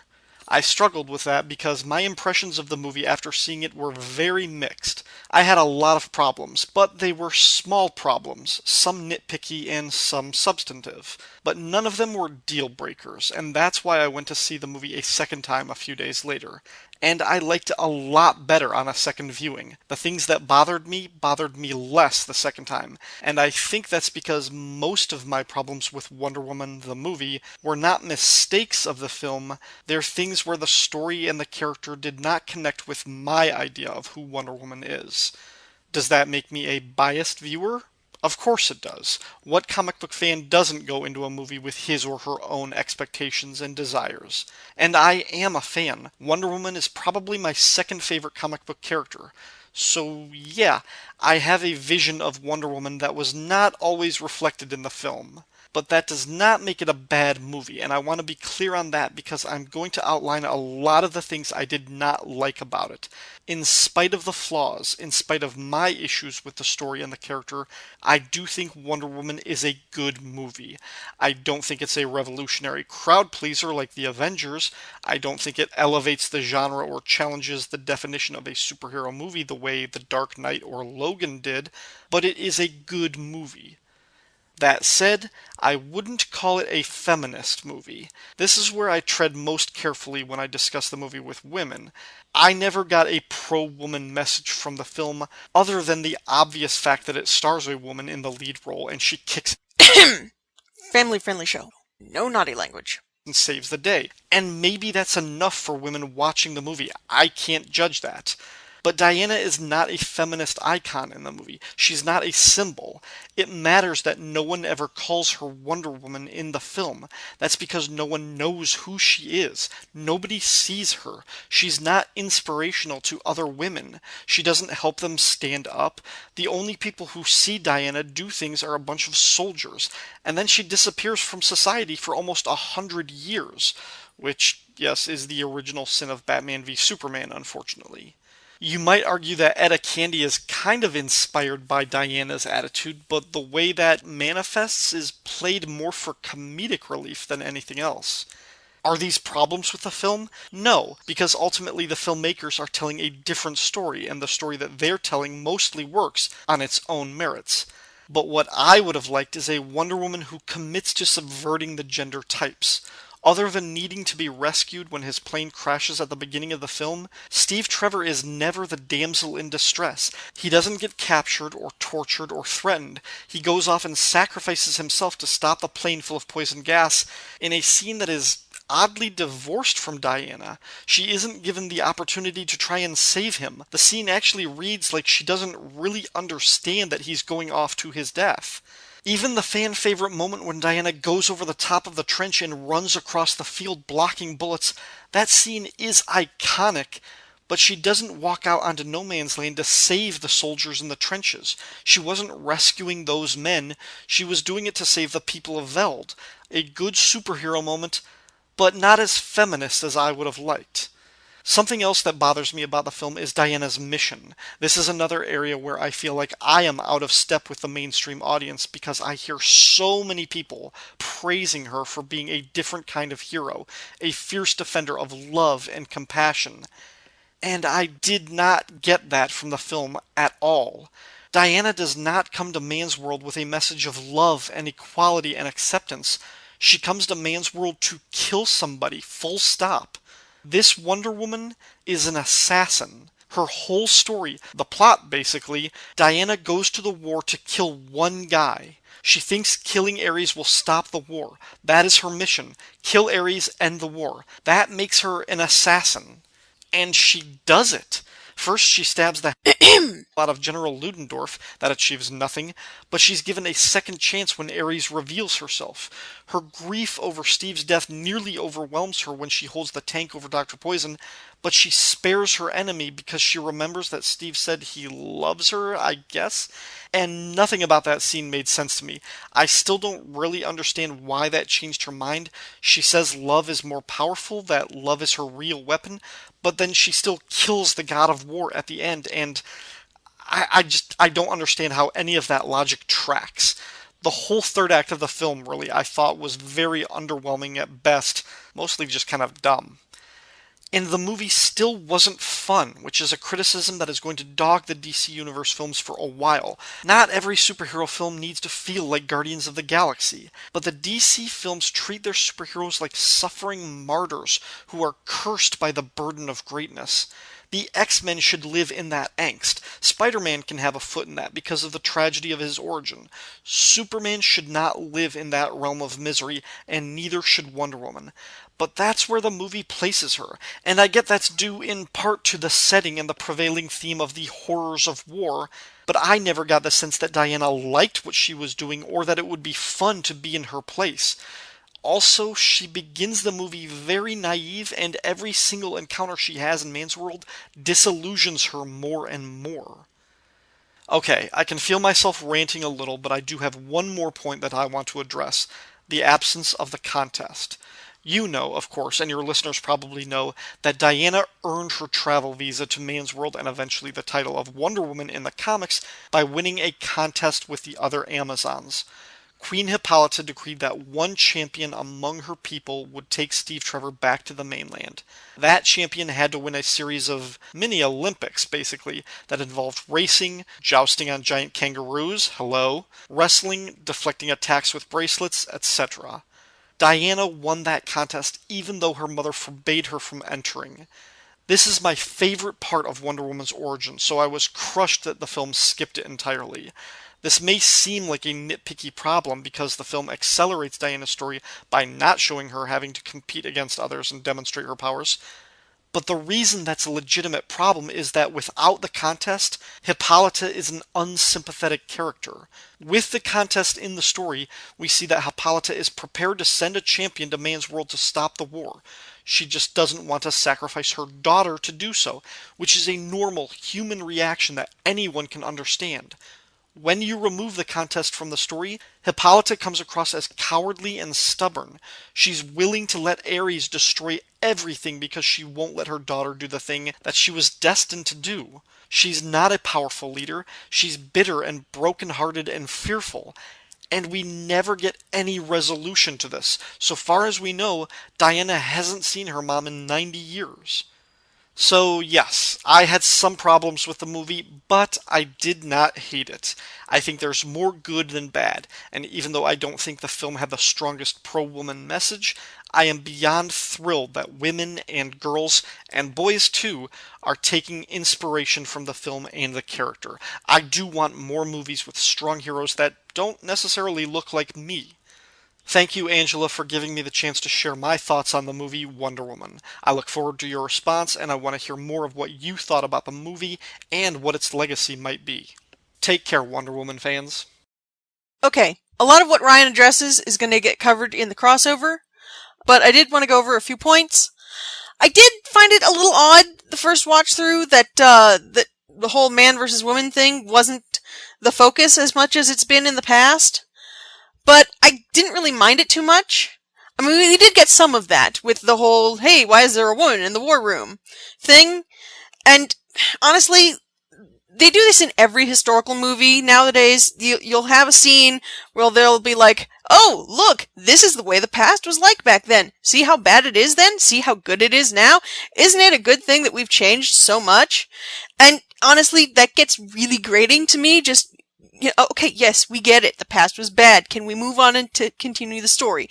And the way they did it in Wonder Woman, I liked that they just kind of lightly touched on it and moved on. They didn't have to bang us over the heads with the fact that, hey, look, women weren't allowed in positions of political power back in the 19-teens. Yeah, okay, we get it. Thank you. He did have a good point about her, how, she was basically going as an assassin. I didn't think of that until he mentioned it. But, you know, when you think of it that way, you realize that what was initially her self-appointed assassination mission became a mission of compassion to care for the people in Man's World. Because, I mean, in theory, she could have gone back to Paradise Island, but no, she decided to stay and help. How much she's helped over the decades, I guess we'll find out in Justice League and or the sequel. But from the way it looks now, she has always been in the background helping, which, again, will be covered in one part of the crossover. I don't remember where it ended up at this point. I agree that the final scene, the confrontation where first she's deaf and then she realizes what was going on, was a little confusing, and the whole, oh wait, Steve loved me and so I love everyone. I agree that was a little bit nonsensical, though I'm willing to overlook it for the overwhelming positive message that it had. And yes, she does come to the conclusion that love is her weapon, but this is also a big, you know, flashbang action movie, so yeah, the bad guy has to die at the end. I'm sorry, there was no way that Ares was walking out of there.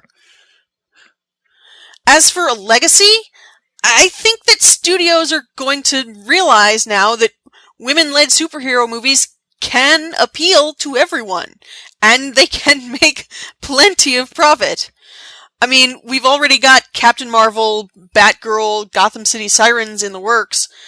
I think we can look forward to more women-led superhero movies from here on out, which is never a bad thing.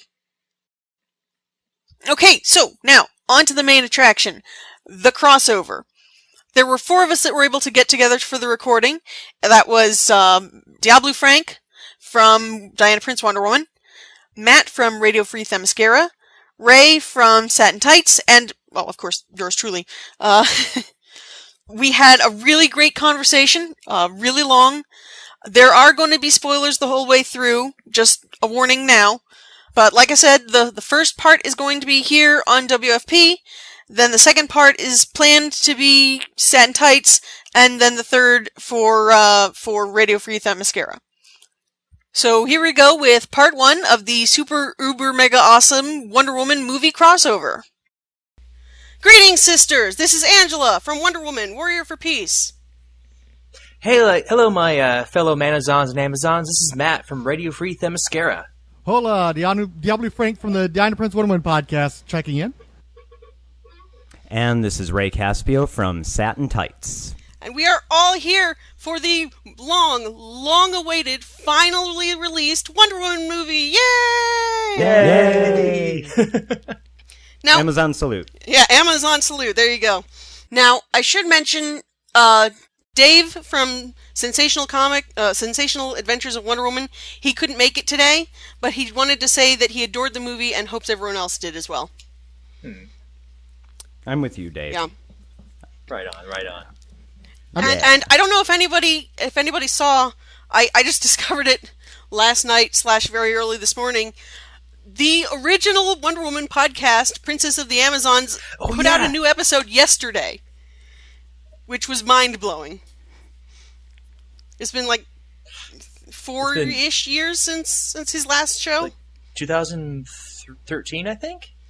Yeah, something along those lines. I think my first year at college when I listened to that. Yeah. I wonder where that one existed. The only one I knew about was the Invisible Jet, which I don't think lasted very long either. Yeah, the Invisible Jet cast was like 4 episodes, and they were just reviewing individual issues. They were doing individual issues. I think they lasted about. I was just looking up their website's gone, but it's still available on some podcasting sites, and I think they got up to episode 16. But not all of them are even still available. So I think all they got through was just the Odyssey storyline, I think. Right. I remember I was listening to it years later, but they said, they're not telling us what's happening after Odyssey. Oh, well, they're just going to reboot again. Oh, yeah, no, they're going to reboot the entire DC universe again. Oh, ha, that's hilarious. And I'm like, oh my goodness, they just predicted the new 52. Oh, Cassandra. Oh, crying. Tears of Cassandra. Now, I know we're all going to have some issues, well, probably all going to have some issues with the movie, but before we get into that kind of thing, I don't. Let's just take a minute and revel in the fact that we finally have a Wonder Woman movie, and it's not horrible. How great is that? Yeah, especially with what's come before on it, on the DCEU. DCEU and women-led superhero movies. They've not had a good track record, but No. Wonder Woman is finally out. I mean, I've been reading. It was all the way back in, was it 43 when Marsden had the one issue with where they were making a Wonder Woman movie. But it's been anticipated for that long, and it's finally out, and it's not a garbage fire. I think we can at least I would agree say on it's that. very far from a garbage Well, fire. yeah, far from a garbage fire, but Yeah. This time last year, we weren't sure that would be the case, so I think there's got to be some acknowledgement of relief on that front. Mm-hmm. There's a very big chance it could have been, yeah. With the DC film universe track record, I would say, yeah, I was purposely avoiding news about it, so I could go into it as clean as possible. And just watching the movie was a breathtaking experience. Yeah. And I'm glad it pretty much shamed the movies that came before. I would argue that Suicide Squad shamed itself, but let's not go down that road. Trying to stay positive here. Now, before we get started, did anyone else get the trailer for that Professor Marsden movie before their showing? I wish. No? Oh, well, okay. Apparently I was special. Wow.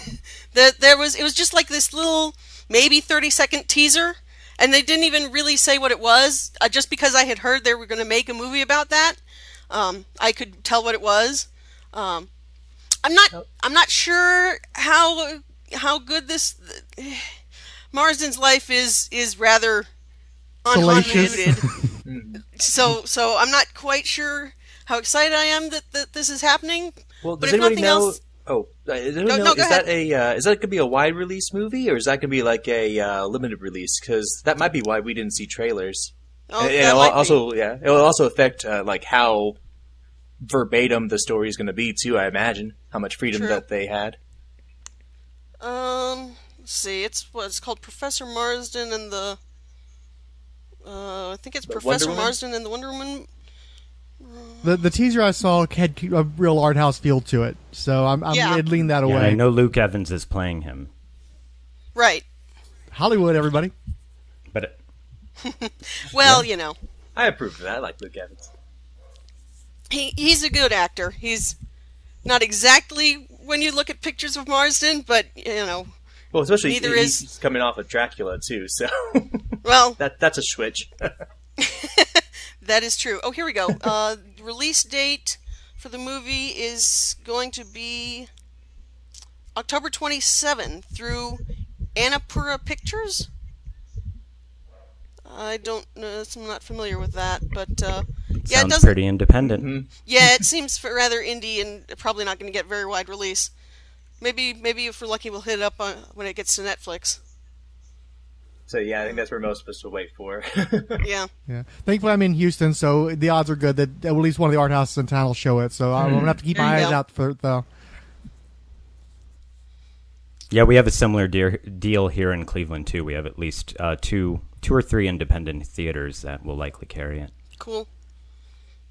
But okay, let's focus on the main event here, the Wonder Woman movie. I had reservations the first time I saw. Well, okay, how many times has everyone seen it? I saw it twice. I've only gone to see it once, and every time I've tried to since then, it hasn't worked out. It drives me crazy. Yeah. I have seen it 4 times as of last night. Yeah. I would. That's definitely something I would like to try for. I'm at 2 right now. I know I will see it a minimum of 3 times because that's sort of a rule. I ended up, unfortunately, seeing Batman 3 times in '89, and so every other superhero movie is gauged against how many times I had to see Batman. So I made a point of seeing 2 of the 3 caps 3 times for equilibrium. And Wonder Woman I have to see a minimum of 3, but I think I can see going for 4, especially because my first 2 showings have been flawed. So I have yet to get that pristine one yet. I heard on your big 2-hour episode that you put out on that other podcast where you were telling about how rough it was. I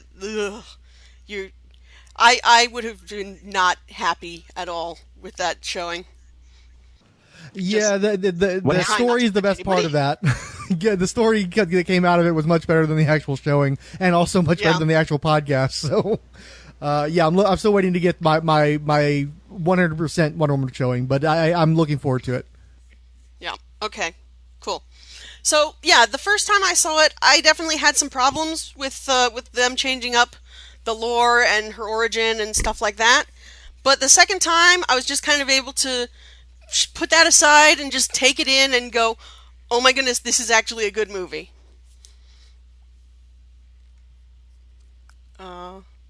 I think we're all afraid of talking over each other. We keep doing that. And I'm really bad about it, so I'm just trying to hold back as much as I can. Sorry. No worries. Matt, what did you think? I was worried about that too, mostly because production for this movie started in 2015. So at that time, DC was still pushing for that to be their fully normalized origin, and so we all pretty much assumed that was what they were going to do. But then I heard about some reshoots and stuff since then, so I thought maybe they'd switch it over since now they're pushing for the new Greg Rucka storyline to be the main one.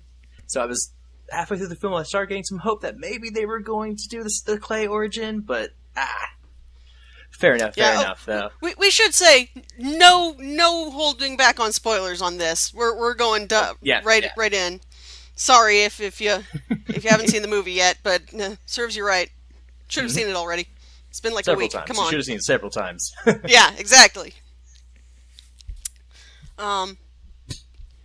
Yeah, overall, I only had, like, fanboy problems, which means it was a really good film. I didn't have any, like, movie problems That is a with great it. way to describe it. Fangirl problems. That's great.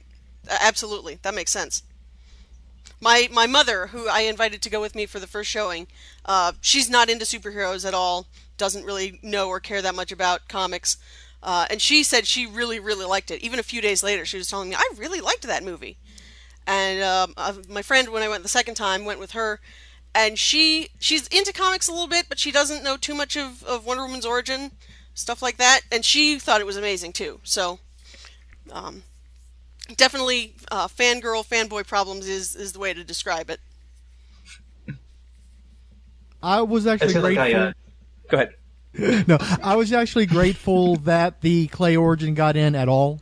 And what I kept reminding myself, especially after the first viewing, is that the Joker didn't kill Batman's parents either. They've always done this. It's Wonder Woman's turn to have her origin played with by Hollywood, and it wasn't a bad one. It was still entertaining. So, again, like you said, fanboy problems. Once I got past that, it's like, you know what? They've all been through this, and that just means we can make another movie down the line that maybe does something different with the origin. I can just enjoy this for what it is and not sweat the small stuff. Yeah.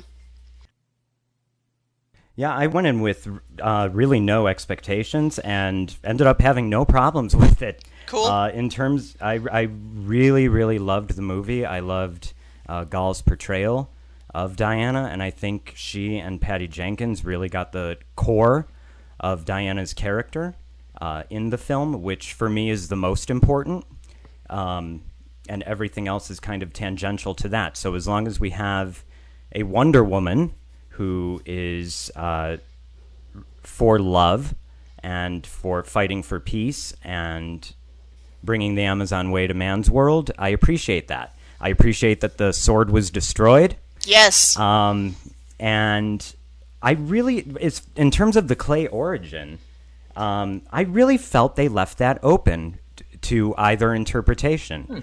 You can either believe Hippolyta, or you can believe Ares, who I was getting the impression that he was corrupting the lasso and was not susceptible to it. Ooh, I like that idea. So I felt they left it open for whatever interpretation you like, and never really clarified which was which.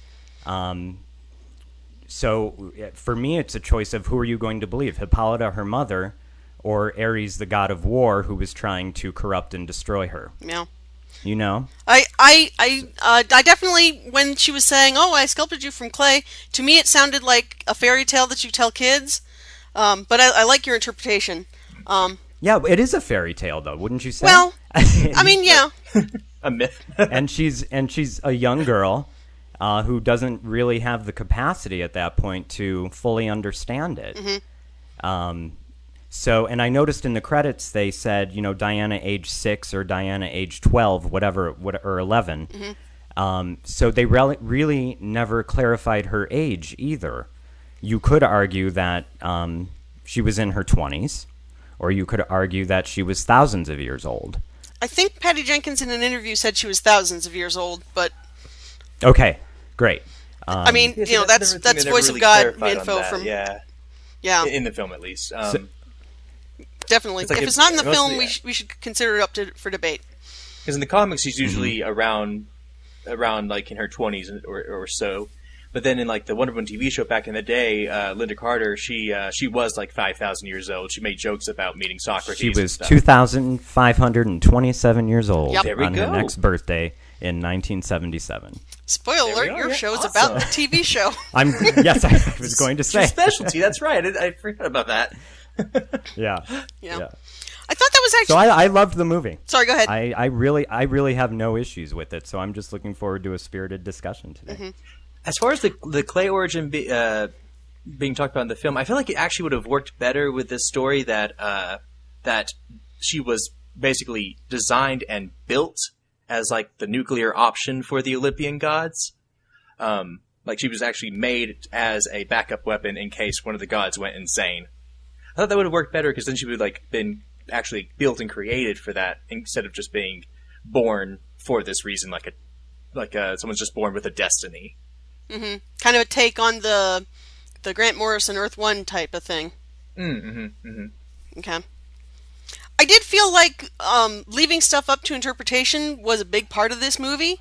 I know the first time I saw it, first off, I was rather tired when I recorded that review on my show.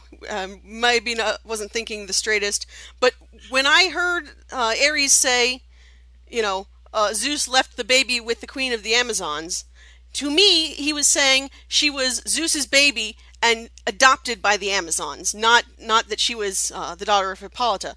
But most other people I've talked to interpreted it as she was the daughter of Zeus and Hippolyta, like in the New 52. So that I thought, okay, yeah, probably I'm sure they meant for it to be the other way, but either it's bad writing where they didn't clarify that, or it's good writing where they're leaving it up to interpretation. Same thing with, well, I'll ask you guys, can she go back to Paradise Island? Is it possible? Yeah, I hope that not. Too. You hope not? I hope not. Oh, okay. I think I've always felt that Paradise Island is her constantly going back there is the one thing that has kept the comic book in such a difficult state for so many years. So I actually like the idea that she can't get back to her home. Mm-hmm. I know that conflicts with continuity they set up in Batman Superman. Maybe. Yeah. Maybe. Yeah, because there's... But yeah, go ahead. I'll jump in after you. I just want, like, I am all for Diana leaving Paradise Island and for there being real significant repercussions to her doing that. And keeping her entrenched in man's world and fulfilling her mission on a daily basis with fighting human or man-made threats is what most interests me about Wonder Woman. Okay. Rather than fighting gods and constantly going back home to Paradise Island, where somebody's going to screw with it and make it not a paradise anymore. Yeah. You know what I mean? I can see your point. Personally, I'm such a huge fan of Greek mythology that I love, going back to Paradise Island and seeing all the temples and the Kangas and all that wackiness. But yeah, you definitely have a point. Sure. Yeah, because like when she leaves in the movie, when she's confronted by the Amazons, Hippolyta says, "You may not return," and is right. It like she may not return, like she is not allowed to, or does that mean she may die in man's world and not return? Yeah. Or she may not be able to find it again since it's hidden. Oh, yes, yes. That's what I was thinking, because the emphasis was on the May. I like whenever she's able to go back to Paradise Island and everything, especially when she's an official from Paradise Island. But at the same time, there have been some really good storylines that took place when they've put in some reason why she cannot return to Themyscira. She's able to there was the 1970s, the white suit era that had some fun stuff in it where she couldn't return, and then the after Infinite Crisis, they had a time where she had to get a job and everything in man's world.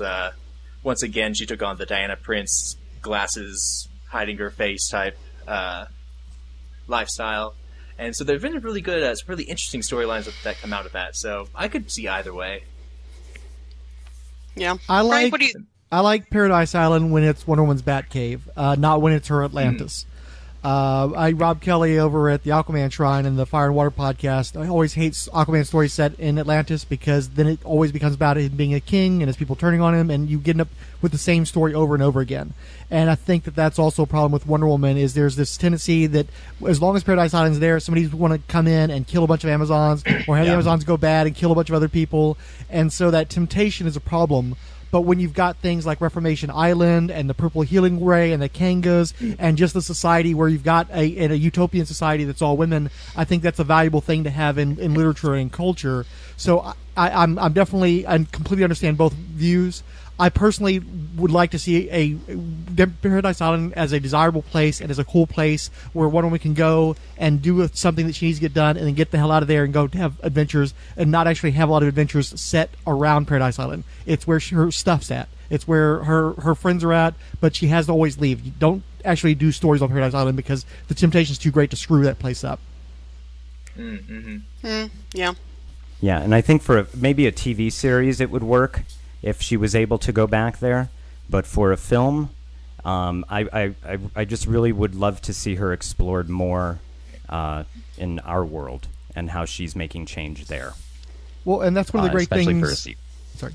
And that's one of the great things, too, is everybody thought that she abandoned man's world for 100 years, and then it's like, well, why did you do that, and what about all the stuff that happened while you weren't around? And then this movie lets us know, no, she doesn't go back, or it doesn't actually, like you said, there's a lot of ambiguity. It doesn't let us know a lot of things that people assume that it lets us know until you start talking about it.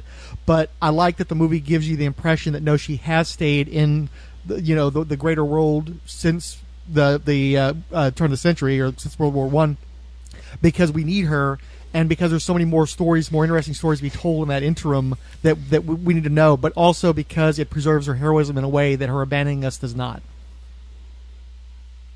But didn't she say in Batman v Superman, I turned my back on man's world 100 years ago?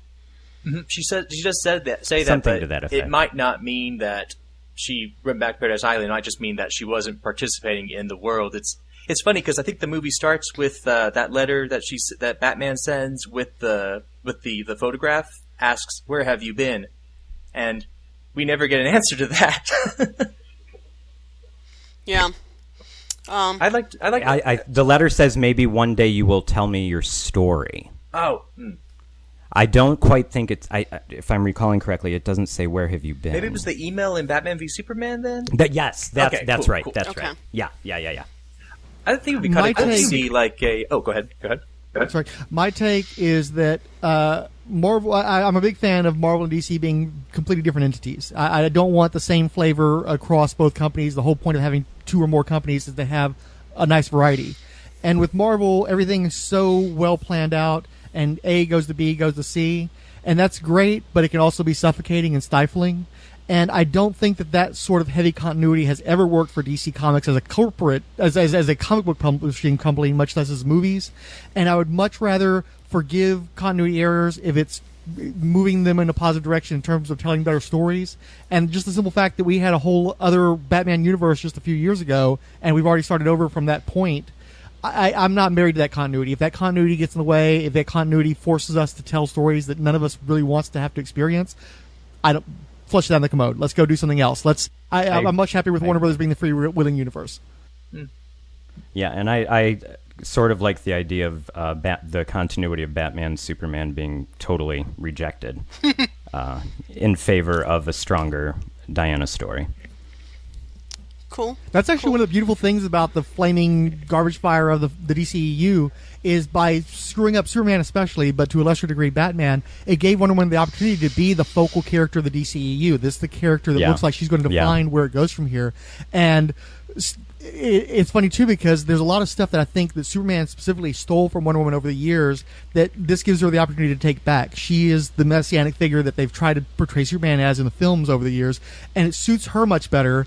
And it's wonderful that it basically gives her an opportunity to be a star of her universe. There's so much of a tendency to want to just make her the girl, where she's the leader. She's the Iron Man right now. And there's so much potential in that, and it's such a positive thing to have happen. I think that's one of the reasons why people are so euphoric about her, because she is the best thing in the DCEU. And when we ever be able to say that in this typically male-dominated, sphere of like comic books and such?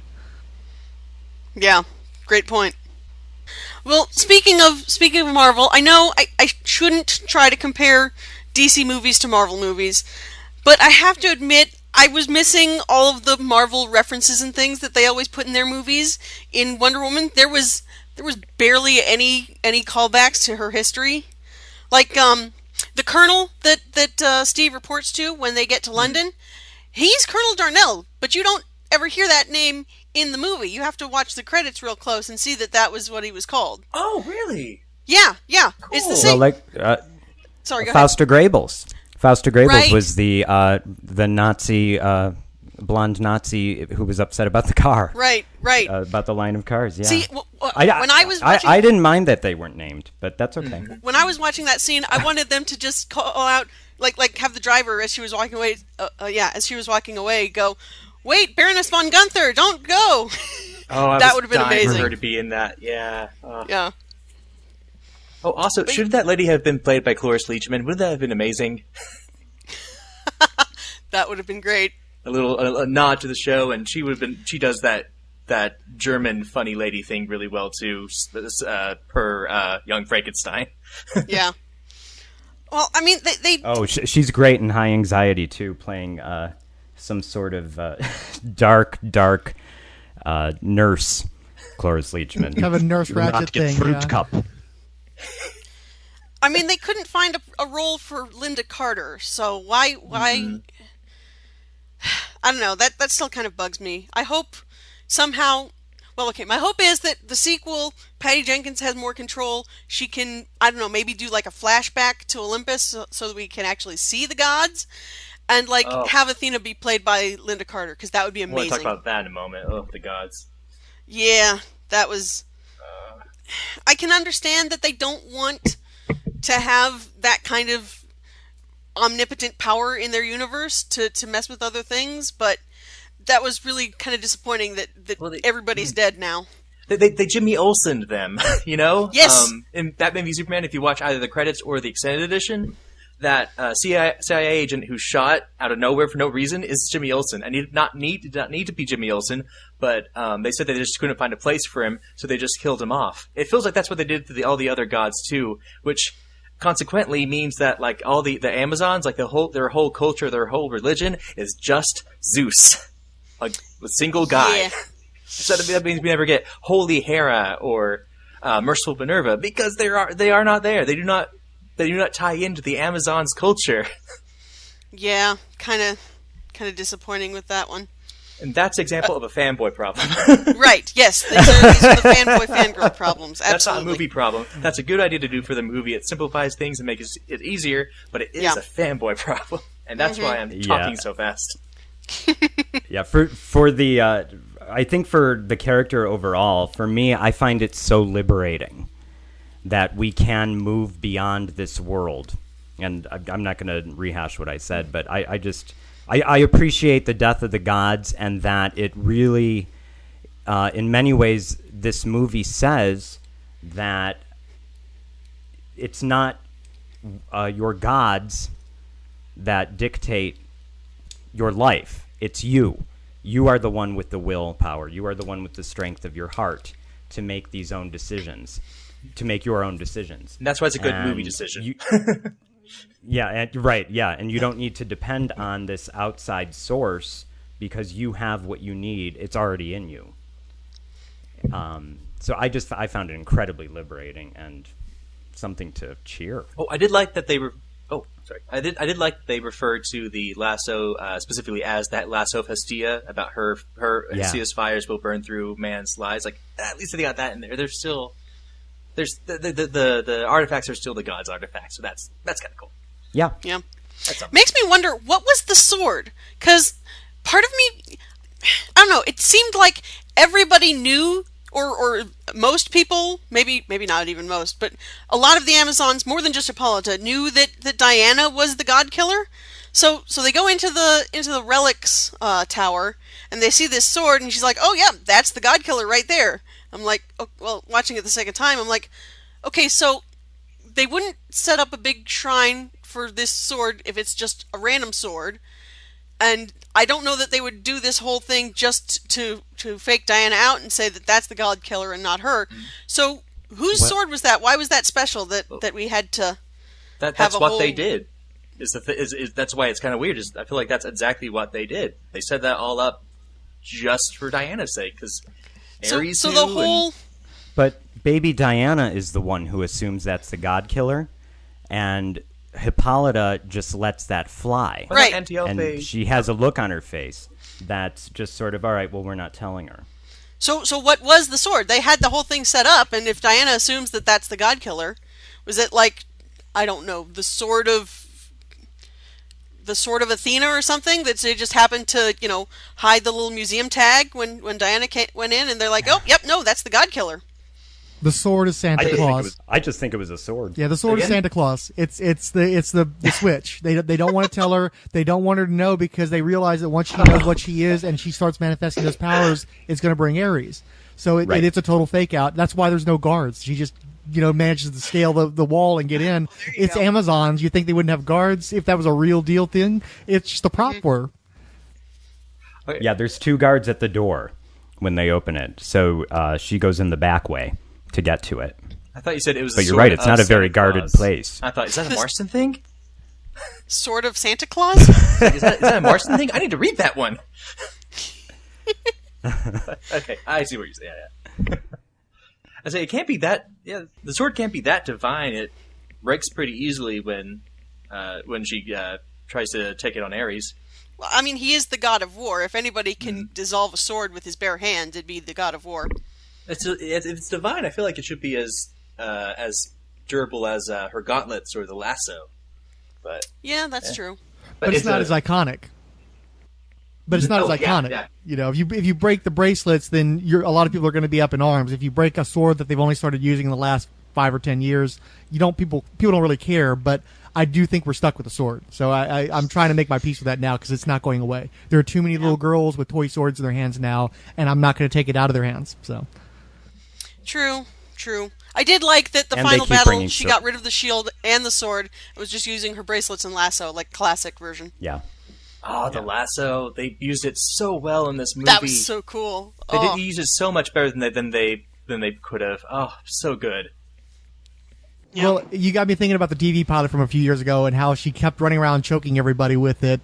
We've seen how bad it can be, so yeah, it was definitely a blessing they did as well as they did in the movie. Oh, like where she chokes out Veronica Cale, or the part where she says, "I know how to get information," and she holds up her lasso, but then it's implied that she just started breaking fingers. Yeah, exactly that. Deflecting things with the lasso and stuff, and yeah, I can't imagine it's easy to write a lasso into a fight scene like that. Well, it was great because it gave her... One of my issues with the movie is that she does too many things that too many other superheroes do in their movies.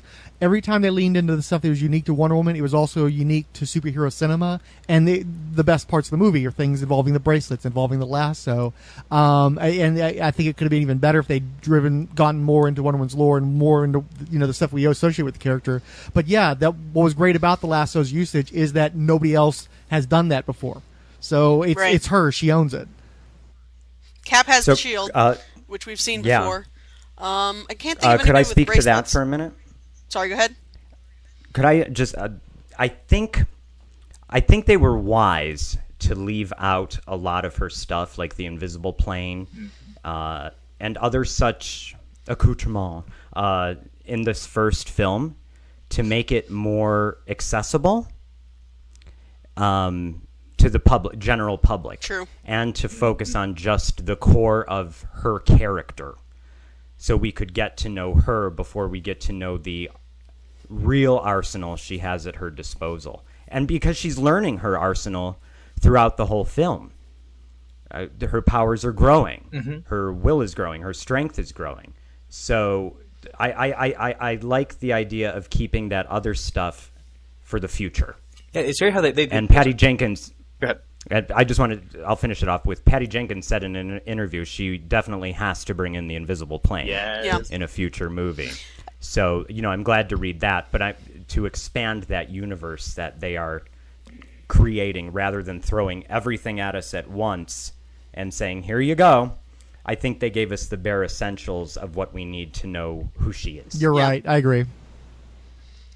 Yeah, they streamlined her down a lot, making it a lot easier for general audience to watch her without making it too inaccessible for us fans. For instance, the Amazons, the way they're portrayed, they're not portrayed in the classical Greco-Roman George Perez style, and they weren't done as the weird sci-fi ancient culture, super advanced, at the same time Marston thing, like the Black Panther trailer that just came out. But they did the shorthand, the current shorthand of that 300 Game of Thrones, brown leather everywhere type of thing to communicate that this is a swords and sandal kind of universe that current Hollywood uses to express that idea. Yeah. But thankfully, well, that's kind of New 52 style, but thankfully they left out the less tasteful aspects of the New 52 Amazons, which I was grateful for. Hey, this is Angela. I'm editing the conversation and just want to say that this next bit contains spoilers for some of the more recent comics, as well as the fate of the New 52 stuff that we're going through on the show. It also contains a tiny bit more mature subject matter, the kind of thing I avoid being explicit about to try to keep my show family friendly. At first I tried to come up with some kind of creative way of editing it, but ultimately that just took away from the really great point that was being made. So I decided I'm going to leave it in, and if you want to skip this section, which is the tail end of my part of the crossover, you'll want to fast forward to 2 hours, 13 minutes, and 20 seconds. Have you finished Rucka yet, by the way, Angela? No, I'm basically at the same point as my show. I really do need to read ahead and prepare stuff ahead of time. But I just read the first issue with Rebirth. I'm sorry. Oh, I'm sorry, Rebirth. Oh, duh. Sorry, Rucka. yeah. You said Rucka, my brain said Perez. I just finished. I just finished Volume 2, the Year 1. So I've read the Volume 1 or The Lies and Volume 2 Year 1, but that's not anywhere near current. Okay, so have you seen how they rectify the New 52 stuff yet? It was like an illusion or something. Okay, cool. Yeah. Presumably by Ares or somebody. Mm-hmm. Maybe you talked about the more distasteful parts of the New 52, and I liked some of the jabs that Rucka takes at that. Oh, okay. Yeah, I don't think it was Ares who in the Rucka comics. I think, and I hope, that they're about to reveal that it's Zeus who's the main villain, because he's the only god who hasn't been referenced really since the first issue, the cover of the first issue. And Ares hasn't been the one, not to spoil everything, but Ares hasn't been the one controlling Diana's life. So I think we're about to find out that the arrogance of Zeus is what created the New 52 Amazons. Not Dr. Manhattan? No, Dr. Manhattan hasn't been addressed at all. Well, not for Wonder Woman? Okay. In Wonder Woman. They're keeping it pretty within her universe. Yeah, most of the Rebirth New 52 racing things have been a larger storyline with the whole Watchmen thing, but specifically the Wonder Woman stories, Rucka's given her all her own reasons for it. Which I'm not sure if that's a miscommunication or if that's just Rucka saying, I'm going to do my own story. Yeah. Whatever he's doing, it's making for a great story. So. That's Rucka. Yeah. I've only read The Lies so far, but I hope that idea about Zeus is correct. I've wanted to see Wonder Woman go up against Zeus since the early Perez run, since he wanted to give her that gift right ahead of Contest of the Gods. Yes, please make that happen. That's cool. I'm down. Well, and I have to give credit to my husband for that. He came up with this theory. But it makes total sense that he would be her main villain. He's the antithesis of everything she believes in. You know? I mean, he's a rapist, he's arrogant, and that's not her. And to have him controlling her and making her believe that she was born of him in the comic book world. Now that fits Zeus's ego. Is really, And what's awesome too is he's got a whole different energy from Ares. You can go against both of them, and they both have their own qualities that would be perfect for Wonder Woman to combat. So that's awesome. I hope you're right. So yeah, like I said, the next part should be on Satin Tights as soon as I email them the file.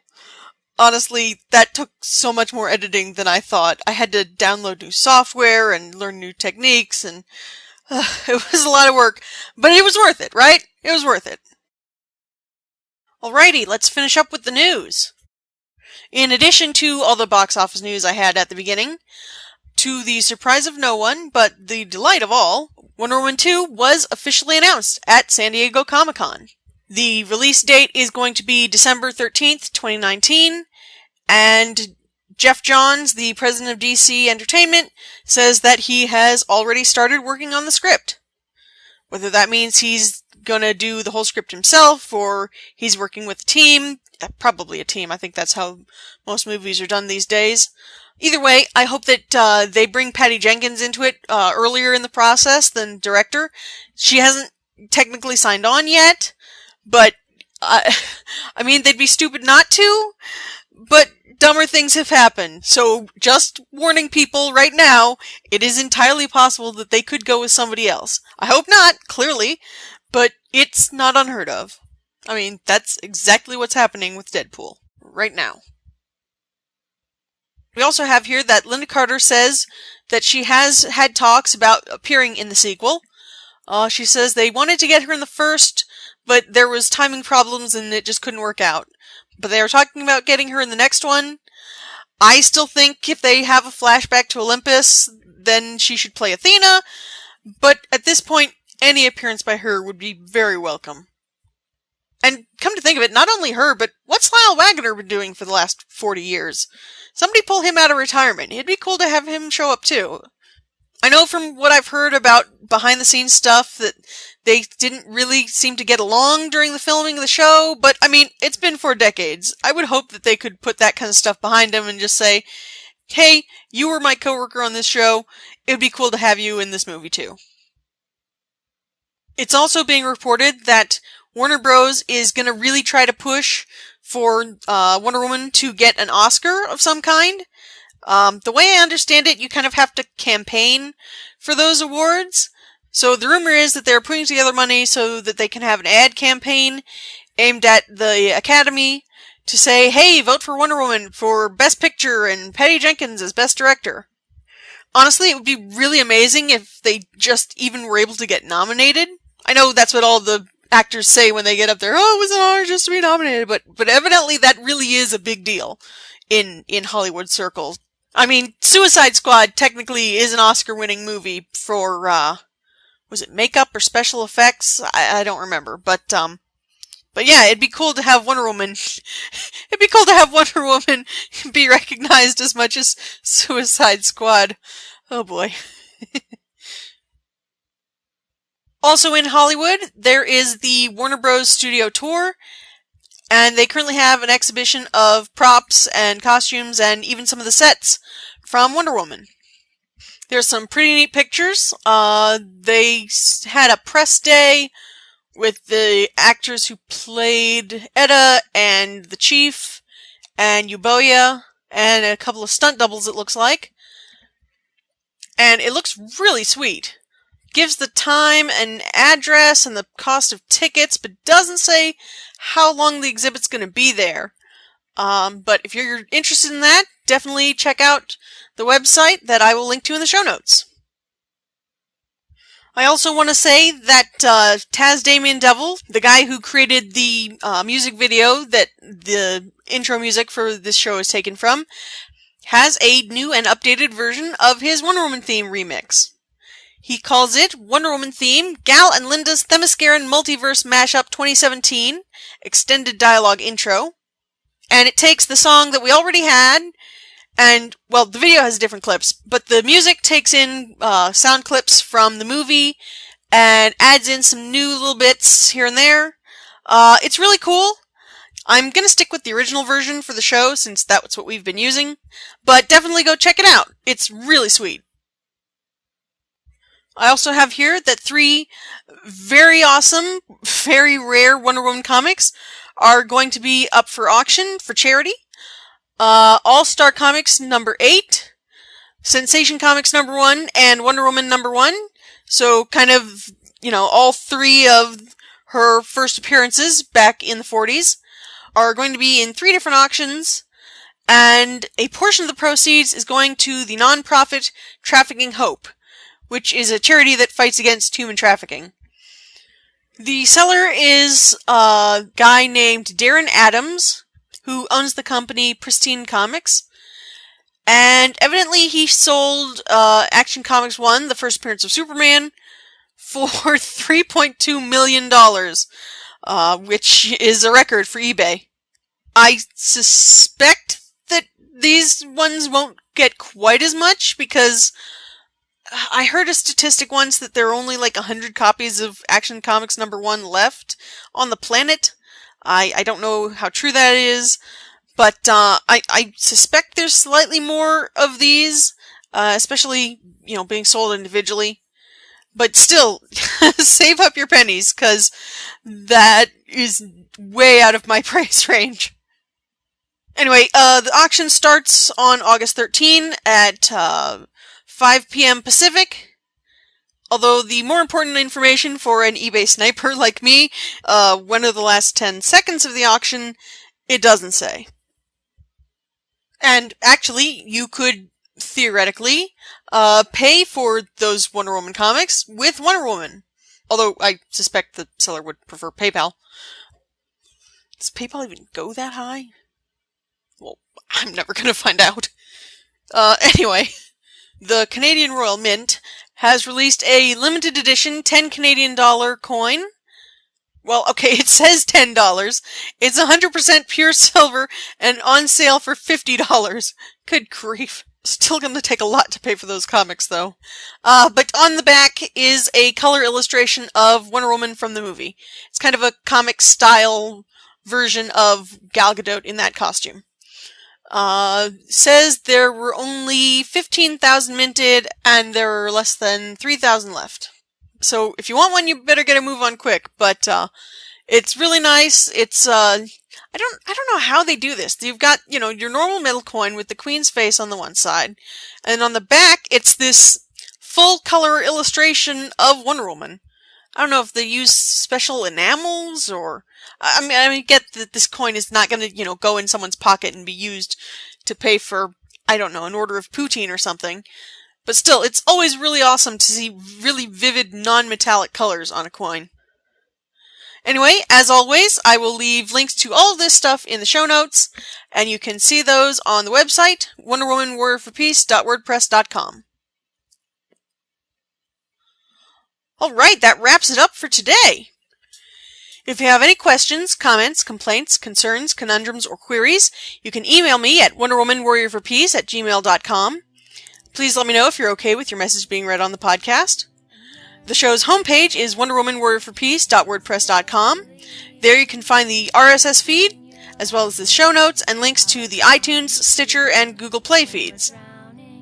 You can look the show up on Facebook, YouTube, Tumblr, and Instagram under Wonder Woman Warrior for Peace, and on Twitter and Pinterest as Wonder Woman WFP. The intro music was Wonder Woman Theme, the Best Themysciran Symphony Dialogue Dance Mix by TazDamienDevil, and you can watch the full video, as well as the new and improved 2017 version, on his YouTube channel.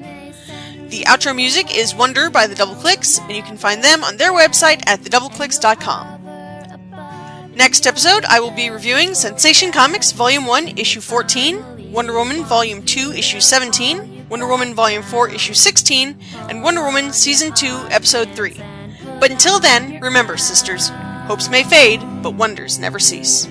'Cause you're not a quitter, you still believe the truth's in your lasso, your heart's on your sleeve, and when we're drowning in darkness, you'll save us all from going under, and we'll watch you